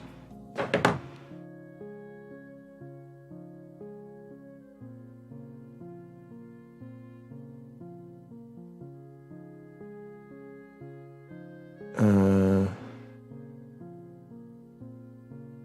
right, here. Go to supplemental. I don't think we've made many changes after that. All right, cool. Boom. All right, so here are this image S3. These are the box plots we started talking about earlier for each depth of history, fitness, and genome length. Just shows you the spread in the trait. This shows you the spread in fitness. And so you can see compared to the ancestor, right? This is actually pretty cool. I don't know why I decided to plot these. I just thought it would help us show the raw data. You should always try to figure out different ways to plot your raw data that helps with your analysis. So in this one, I plot the ancestor value here so you can see what the ancestor's fitness was, and then you can see the spread of all the replicates in fitness in this particular environment with shallow history for each group, each lineage, and this shows you color coding according to each ancestor. This does the same thing with genome length. So you take a lot away from this. One, you can see, like I said, the massive improvement in every single population. In fitness, even over this log 10 scale where each increment represents a new order of magnitude, you still see this huge improvement. And then I have the grand mean right here. And so you see that, but in genome length, you see some get bigger, some go smaller. They're definitely grouped, right? Everybody is kind of hanging around wherever their ancestor is. So that's a strong historical effect, right? History determines where you at relative to the average.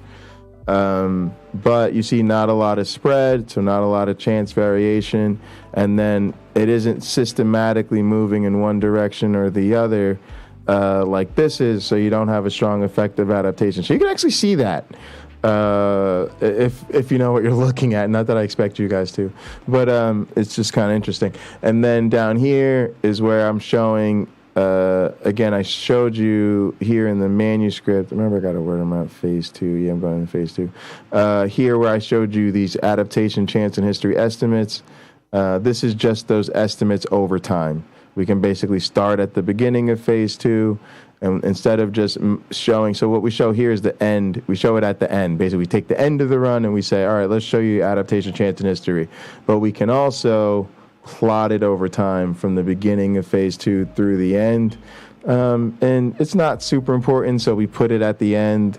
It's more of a little feature of our system that allows us to sort of understand the tempo and process. It gets us to see the evolution of our estimates, right? It's a really cool thing to do But normally, given the length of the manuscript and how many figures we have, we just put it in the supplement so that people who are interested can sort of check it out, and then we just describe it in the manuscript. All right, so here it goes. It just says this: these are the trajectories of adaptation, chance, and history in the overlapping environment with shallow history. The contributions of adaptation, solid line, chance, dashed line, and history, dash dotted line, to evolution of fitness, top, and genome length, bottom, measured every 1,000 updates during phase 2. The plot also shows the ancestral variance, which is the dotted line for comparison. Boom. You're going to see that these things are the same. They're the same. Like a lot of our captions are basically repetitive. We just have to change the depth of the history or the environment, and then otherwise everything else will be the same. So we do have quite a few repetitive captions, but we just need to check over them.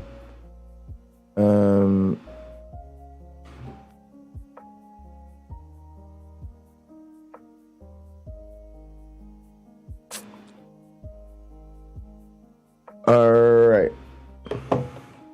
Phase 2. The evolution. So now we're just going to switch environments. We're still in phase 2. The evolution in we should have also, did we put a phase 2 at the top of this thing? Yeah, okay. Evolution in the orthogonal environment after a shallow phase 1 history. Right. So now we're just switching environments. We now turn to the results of evolution in the orthogonal environment, also following a shallow history in the old environment. These populations had the same 10 progenitors that we used in the overlapping environment, and which evolved for only 20,000 generations in phase 1. Nope, and which had evolved for only 20,000 updates in phase 1. That needs to be changed. From the perspective of digital in MABE, updates in generations are interchangeable, but in Avita they are not. And we have to use updates throughout because that's what we mostly measured. We get a rough estimate of the average number of generations across replicates, but the length of the experiments are actually determined by how many updates we go through, not how many generations. It just matters because we could have configured the experiment differently such that they all ran for a fixed number of generations. But then it would have been a lot of variance in how long they ran, and it just would have changed the type of historical question we were asking slightly. Where one is important because you're asking about generations. Ours just accords with generations, but we're trying to ask about the equivalent of time. All right. No, not Streamlabs. Let me go get this damn thing. Oh, I think this is the one I already got.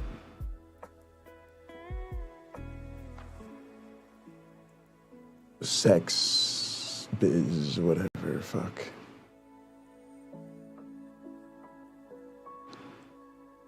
All right.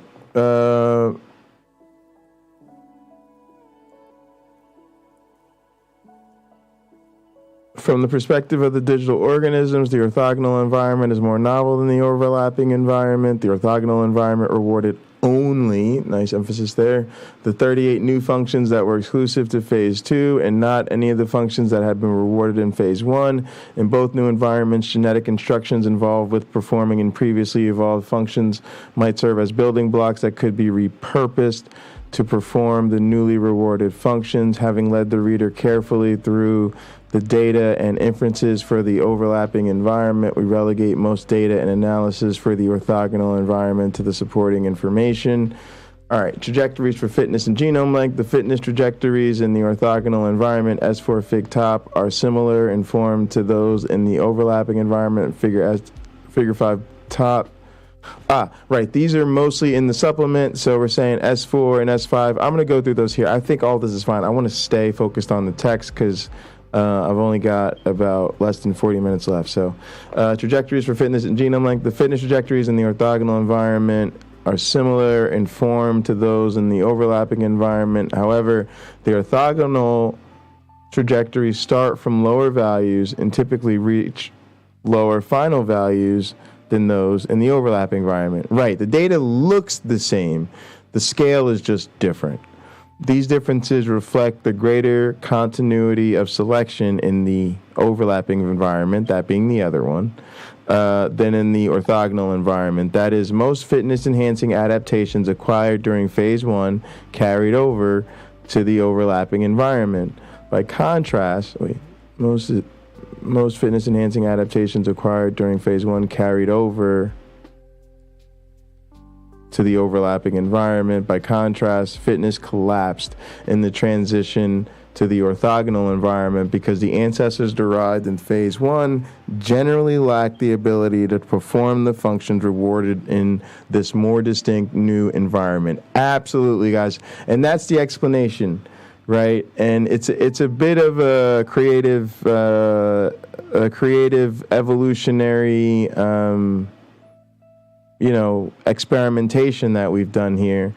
Basically, the idea being, when you go into an environment that is completely different, all of a sudden you create the conditions where the historical effects that relied on those adaptations being necessary in the new environment the same way they were in the old environment, if all of a sudden they're not necessary at all, then you might have the same quote-unquote history, but you don't have the same selective pressure to retain the signature of that history, because you don't need the functions or adaptations, however you want to say it in this case,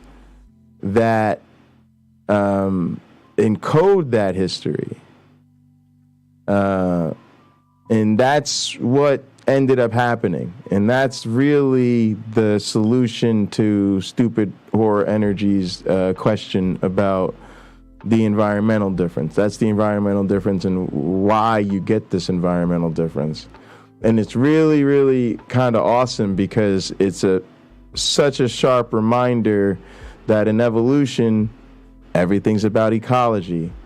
Everything's about, what difference does the environment make? First of all, everything's about environmental change. And so everything's relative to the environment,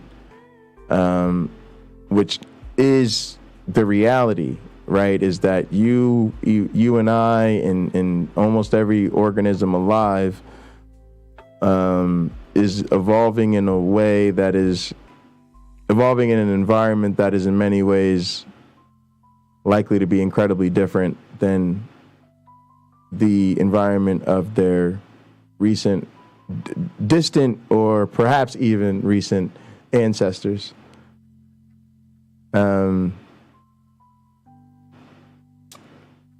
At the same time, how much that ancestry promotes or constrains our ability to adapt in our current environment not only depends on the environments and our inheritance from those ancestors, but the relationship between their environment and our environment. And it's sort of like, ironically, if the environments are similar, you would expect to start with a leg up. And in fact, you do. Hey, if our ancestors evolved in a fucking jungle and we're just in a different jungle, so being able to swing from tree to tree and live the jungle life and hunt for grubs and shit is still what matters. It's just a slightly different version of that, or maybe there's some new trees and some new grubs, then we're gonna be good to go. However, if the environment's totally different, now we gotta live in a fucking tundra, well, we might be kind of screwed. But since life finds a way, interestingly, the similar environment slows you down because you can't rapidly evolve new shit because you're constrained by the fact that you've already adapted to jungle life and you can't afford, you don't have as many degrees of freedom in your genome. You can't really afford to break shit to learn new shit. You got to figure out a way to learn new shit without breaking shit. And since you've got a lot of shit you can't break, you don't have a lot of freedom to figure out new ways of integrating the new resources. So populations that have not evolved as long, populations whose ancestors did not spend as long in the old environment, even though it was similar. So you started with a leg up because your ancestor spent more time in the old environment. So you inherited way more shit. But the guys whose ancestors didn't evolve as long, they learn a lot faster in the new environment. Because less of their genome is already committed to shit learned previously. So you start with you start with a head start, but you run slower. You the fitness thing, over generations. You evolve slower. But throw everybody in a whole new world, and now all of a sudden, whether your ancestors had a shallow or deep history, everybody kind of evolves at the same rapid pace. So it's a neat story. It's a neat story. Cool experimental design and a clean result. Now we've just got to document it somewhere that understands and appreciates what we did.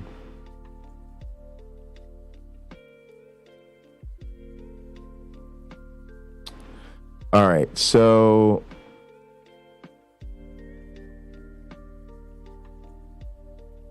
trajectories, I don't remember. All right, here we go. I'll just start here. The trajectories for fitness for average genome length in the orthogonal environment at the bottom were similar to trajectories from the overlapping environment. Unlike the fitness trajectories, the genomic trajectories also had similar ranges in the two environments. More importantly, most trajectories in both environments showed little net directional change, indicating a trait that's nearly neutral, right? So not a lot of difference between environments because in terms of genome length, because it wasn't under strong selection to begin with.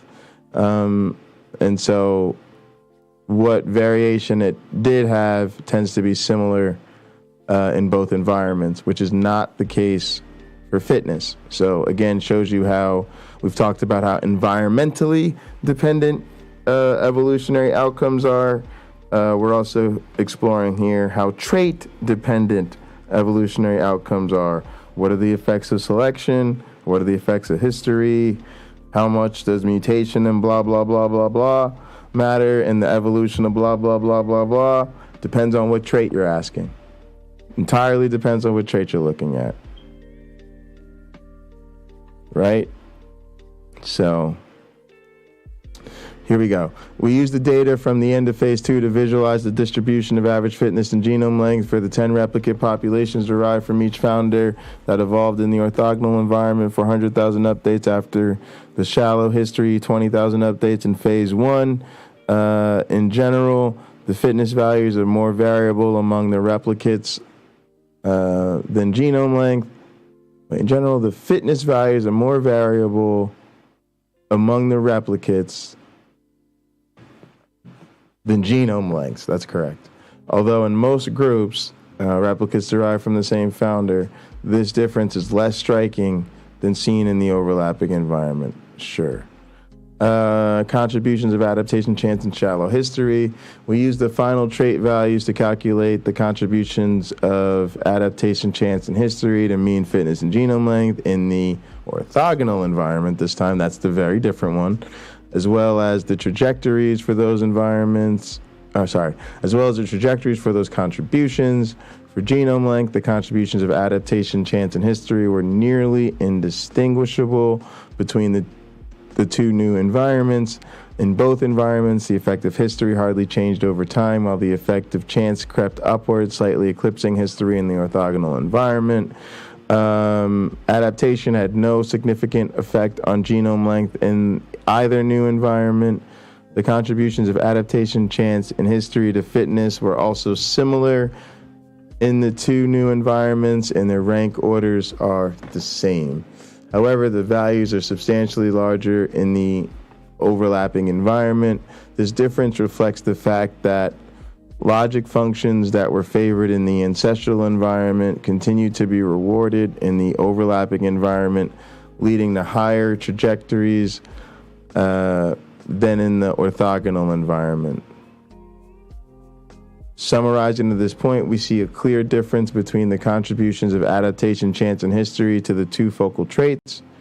For fitness, adaptation had the largest effect, followed by chance, producing substantial divergence among replicate populations founded from the same proximate ancestor. The lingering effect of history reflecting different proximate ancestors was also significant but smaller. For genome length, by contrast, the effects of chance and history were similar in magnitude and both were significant, whereas the effect of adaptation, if any, was small and not significant. It seems thus far that the environment hardly mattered for these patterns. We now turn our attention to how these results may depend on the depth of history in phase 1. All right. We now turn to the effects of deepening the footprint of phase 1 history on evolution during phase 2.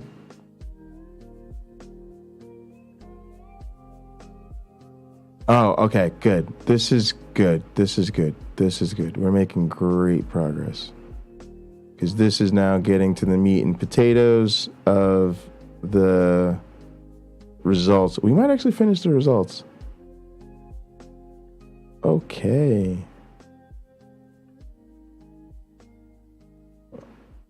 All right, here we go. And starts nicely on a new page. Effects of deepening the footprint of phase 1 history on evolution during phase 2. So now what we've basically done here is we've showed some examples of our raw data. We've shown our main effects when we estimate the effects of adaptation, chance, and history. We've also said blah, blah, blah, blah, blah. We can show those estimates over time. Now what we're going to do is say, hey, we came here to talk to you about the effects of the footprint of history. So what we're going to do now is we're going to kind of give you a very abbreviated version to say, hey, we did the same thing we just walked you through also for our populations with an intermediate footprint of history. And the same analysis and process we walked through with our populations that we sampled that had a deep footprint of history. And now that we've done that, we can actually show you how these estimates and their trajectories change according to the footprint of history in each new environment using both traits. All right, here we go. The effects of deepening the footprint of phase 1 history on evolution during phase 2. The results presented above are for phase 2 populations founded by progenitors that had diverged from the common proto-ancestor for only 20,000 updates. In other words, the depth of history during phase 1 was shallow relative to the duration of phase 2, which is 100,000 updates. We now examine the effects of history's depth by also using genotypes sampled after 100,000 and 500,000 updates during phase 1 to start populations, which then evolve for 100,000 updates in phase 2. In comparison to the shallow footprint of history after 20,000 updates, we refer to the footprint of history that emerged after 100,000 and 500,000 updates as intermediate and deep, respectively. We provide the underlying data and the supporting information as follows. S8 Fig shows, see, this is where we abbreviatedly run through basically the same data figures that we've just seen. So I'm just going to read through this, and then we'll show, we get into sort of the main figures. We provided the underlying data and the supporting information as follows. S8 Fig shows the trajectories for average fitness in the overlapping and orthogonal phase 2 environments, in each case using the 10 founders sampled from phase 1 after 100,000 updates. S9 Fig shows the box plots for average fitness in the sets of replicate populations started from each founder. S10 Fig shows the trajectories for average genome length in the 2 new environments. S11 Fig shows the box plots for average genome length in the sets of replicate populations. What's up, Stupid Horn Energy? And thus, S8 through S11 Fig summarize the underlying data for the intermediate footprint of history. Similarly, S12 through S15 Figs show the same data for the deep footprint of history. And this is what it's just saying, like, look, we went all this. It takes a while.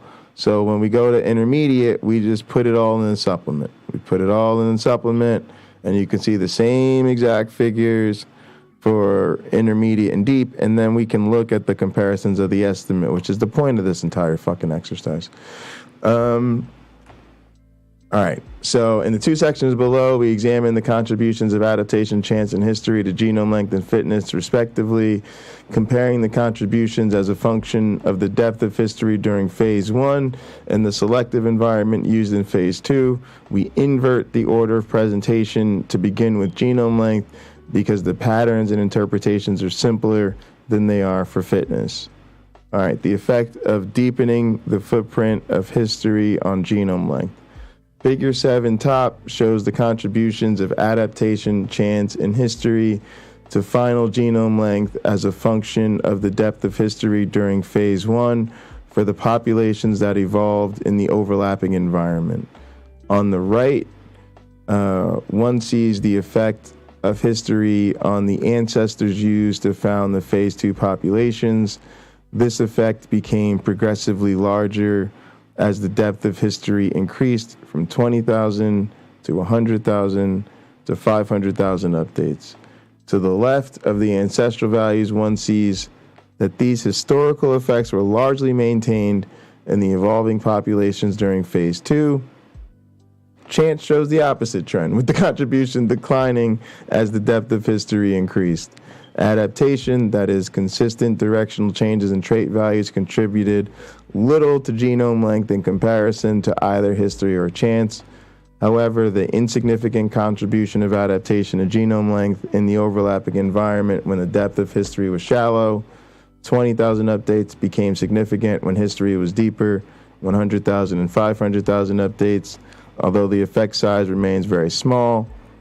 And then we refer, I guess we're in the supplement, yep. S16 Fig top shows the temporal trends in the contributions of adaptation, chance, and history to genome length during phase 2 for all 3 depths of history. So we don't look at that because basically it's not interesting. And it looks like it already would.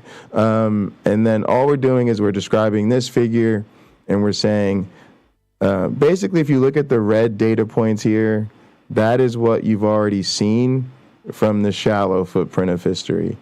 And what we're doing is we're adding the green data points, which are intermediate history, and the blue data points, which are deep history. And now we can see how much that extending phase 1 for the intermediate and deep guys changes the estimates of adaptation, chance, and history. We can also compare that to the difference it makes in the ancestral variance. And so, kind of like you'd expect, you'd see that over time, there's more variance between ancestors as time goes on. You'd expect that because they're evolving independently. And so even just, by chance, you would imagine variance is probably going to increase over time, although in this case, not by much, but it does. Of course, similarly, history also increases over time, not by much, but it does. Chance effects, however, almost like you'd expect, decline with history. Not by much. Again, we're dealing with genome length, so we don't have a lot of variance to be explained to begin with. So the fact that each level, it doesn't explain that much variance is predictable. And then adaptation explains the fact that there isn't a systematic change. In other words, the genome lengths aren't getting longer or shorter.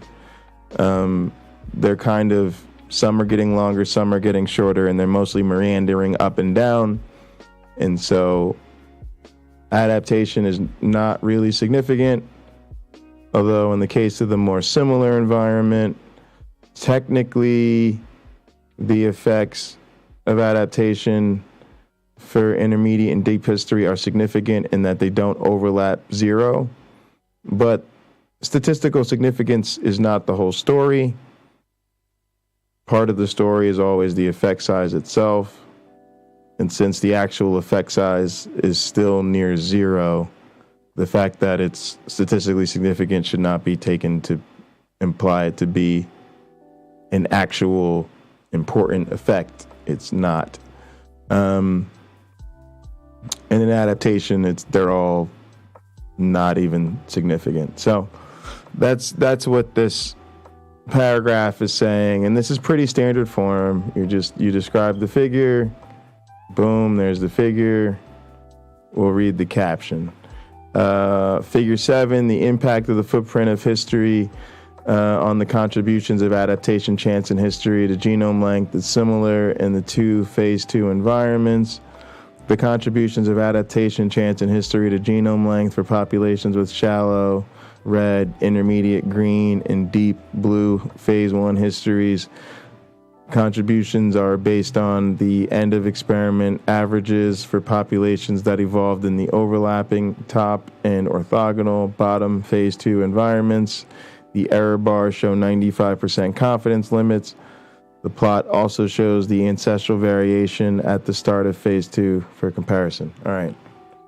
The end of experiment estimates and their trajectories are similar when looking at the effects of the depth of history on genome length in the orthogonal environment. That's figure S7 top and S16 figure bottom.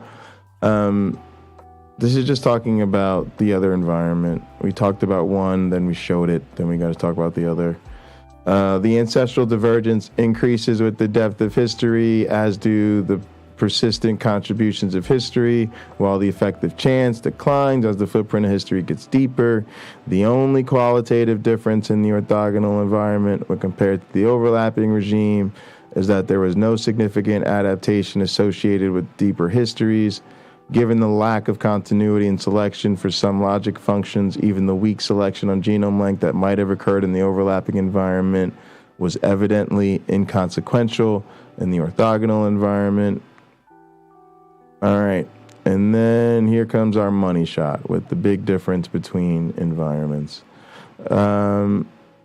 The effect of deepening the footprint of history on fitness. That's why we sort of inverted the order so we could save our best for last, I guess, in this case.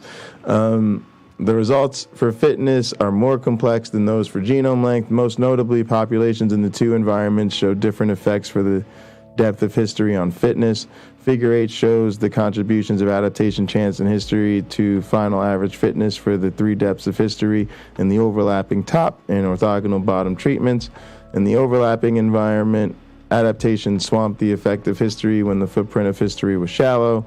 As the depth of history increased from 20,000 to 100,000 and 500,000 updates, the contribution of adaptation declined, while the contribution of history to fitness increased. In fact, for populations with the deepest ancestry, history's contribution was as great as or slightly greater than that of adaptation, whereas for populations with the shallowest history, the contribution of adaptation was several times that of history. These results provide a clear example of how deepening the footprint of history can constrain adaptation, as originally hypothesized by Travisano et al. All right. And I gotta keep remembering to take this down in 95.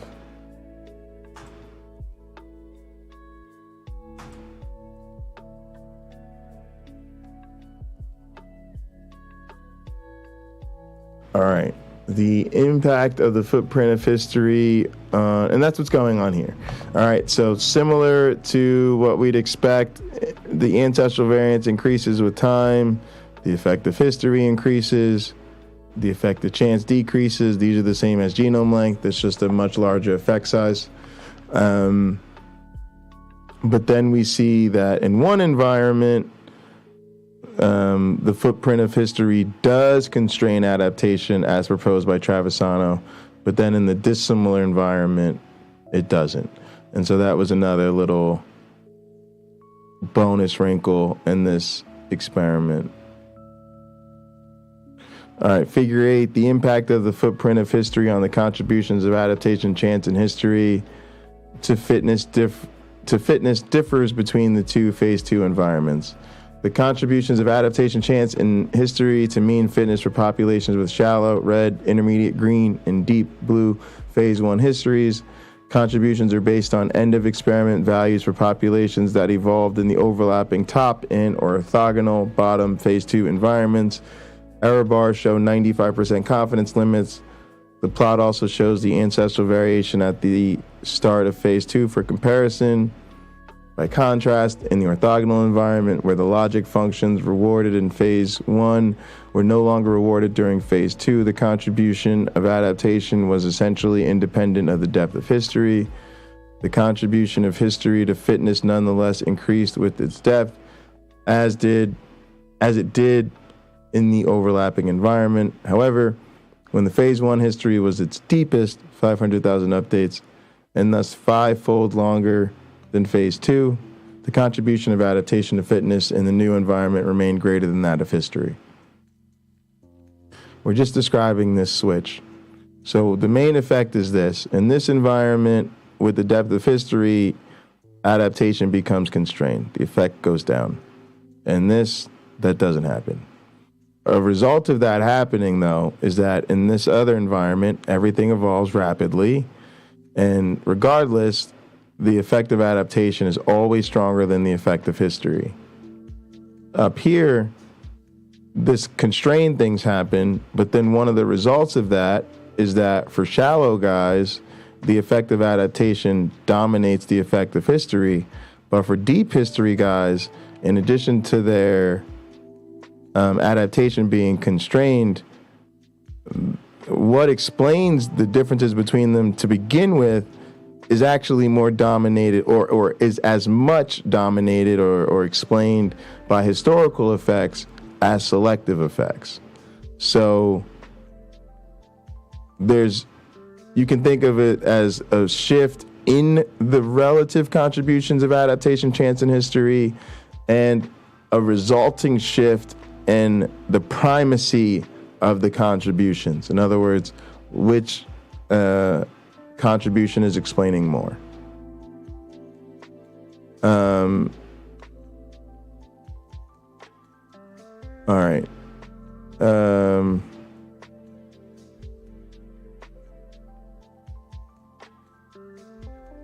right, here we go. I'm just going to start from here. I don't know. Wait, where did I leave off?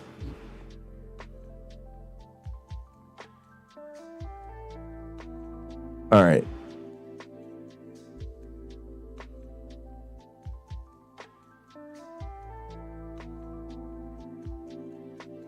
These results, all right, hypothesize, boom, boom, boom, figure, okay, who cares?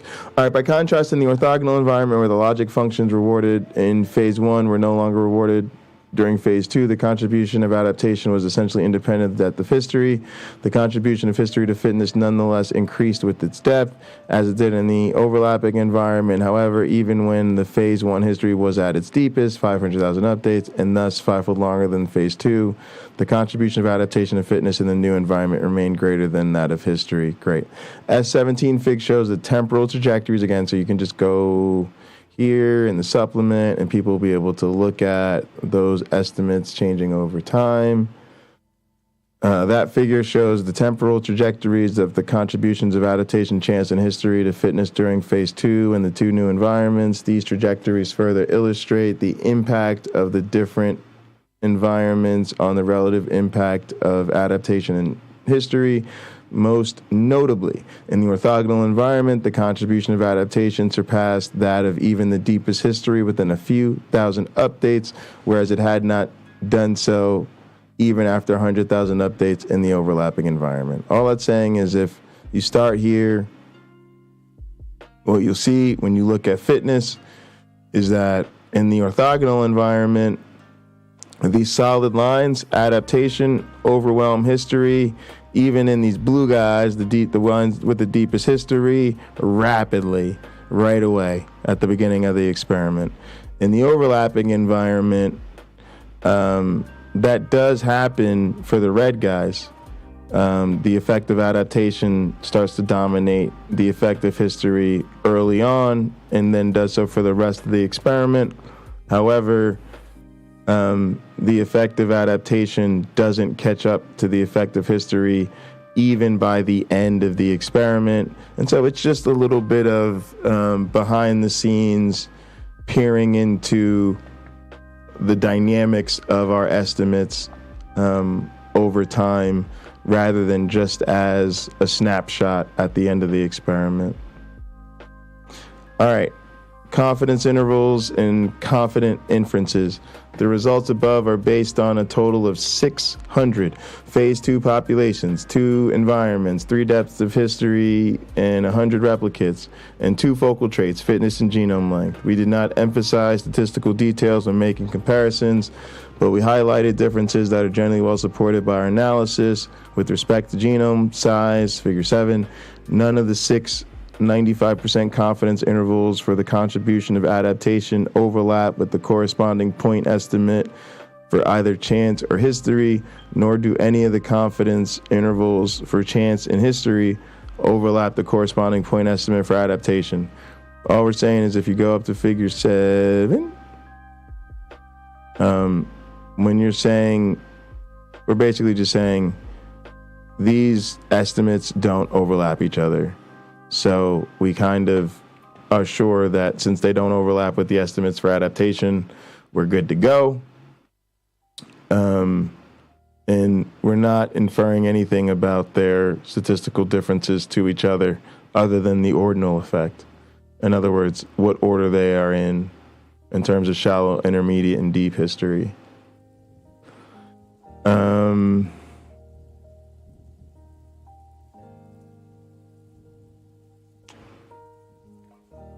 With respect to mean fitness, we saw an important interaction between the depth of history in phase 1 and the environment during phase 2 in terms of the contribution of adaptation and fitness in the new environment. To formalize that interaction, we calculated the following quantity for phase 1 progenitor in its 60 descendant populations. Y equals A divided by B minus C divided by D, where A is the mean change in log 10 fitness in the overlapping environment after shallow history. B is the mean change in the overlapping environment after deep history. So this just becomes the change for each lineage. You're just looking at the change between the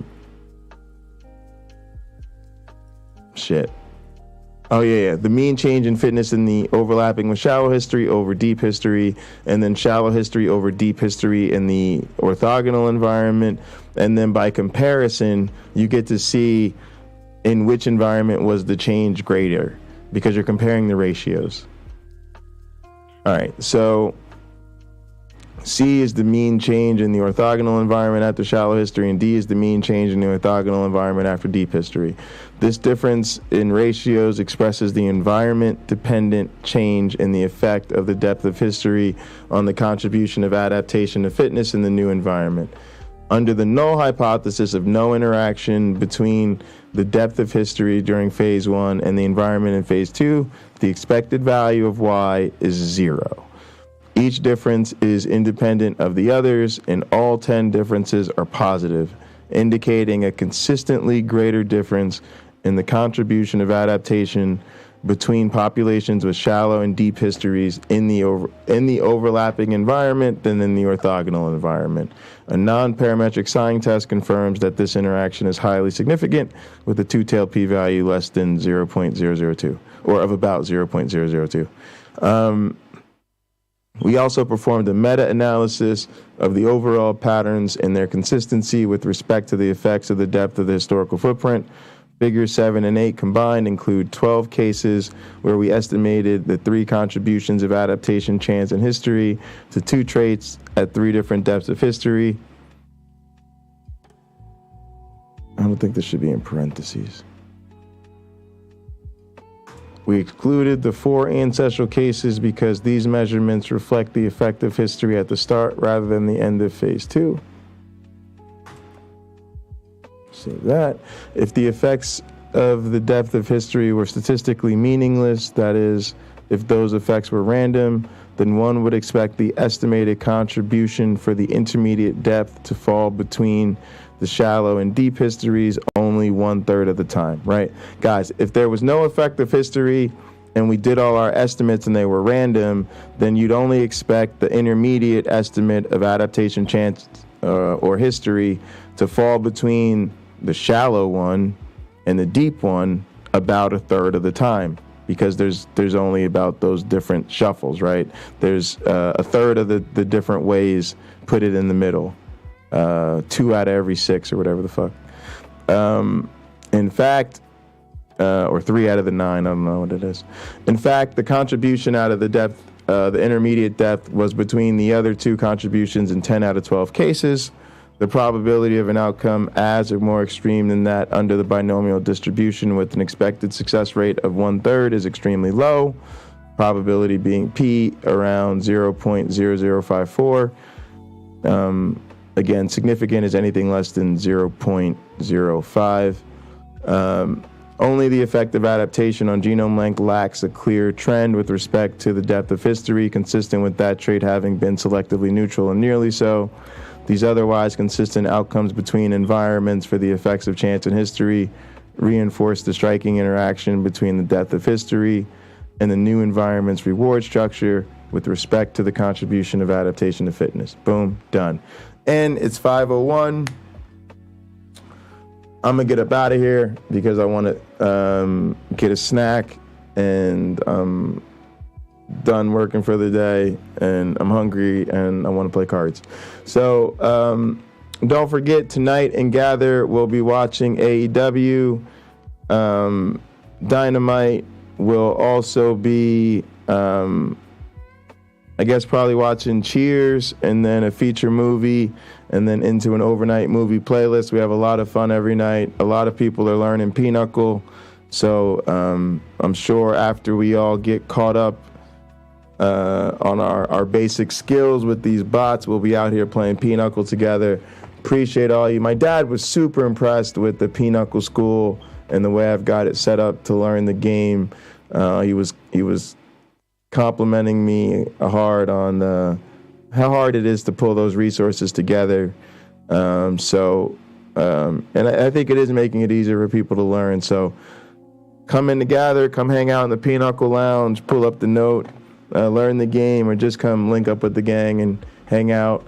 Last night, Sean came through, and we just had some really amazing off-air conversations while we hung out. We also watched Trump make his big announcement that he was running for president again. So we also sometimes watch YouTube videos, and different people are streaming different video games and events. So always fun. Otherwise, we'll see you tomorrow. Thanks for your support, everybody. In the name of Darwin the Dawkins and the Christopher Hitchens, science bless you all.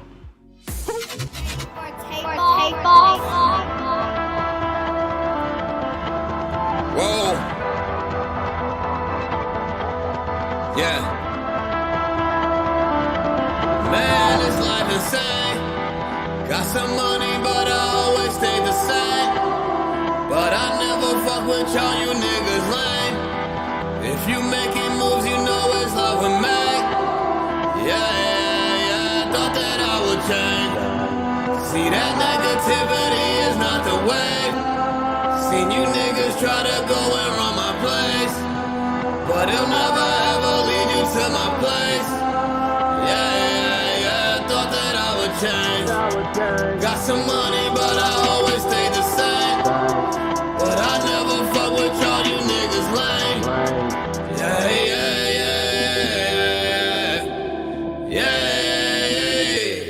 Chasing the billy, if I'm in your city, I gotta get paid for the show. Here for a minute, get litty, sip Henny, then I hop right back on the road. This level is nothing, I can't even focus if it don't do shit for my goals. When niggas was gone, I turned to the mold and got us up out of the hole. Look at them dipping and slide. I got them all alive. You see the smile on my face? The merch is sold out for a while. It ain't a nigga out here in the scene like me that could tell you the truth. Took a few grams, got out the jam, and say, man, do what you do. Yeah.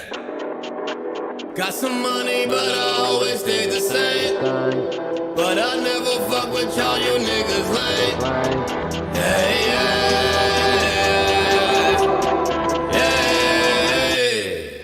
Hey, Black Child, what's up? I'm just calling to let you know that I'm happy and I'm proud of what you're doing. You know I'm always going to be your number one fan. As I always say, you can do it. There's no such thing as can't, because you could. But anyway, I'm just letting you know, when you come out, I want you to play my number one song. Shorty. You know, I can't sing like you can, but I'm letting people know how you do. Later, love you. Peace out. Peace out.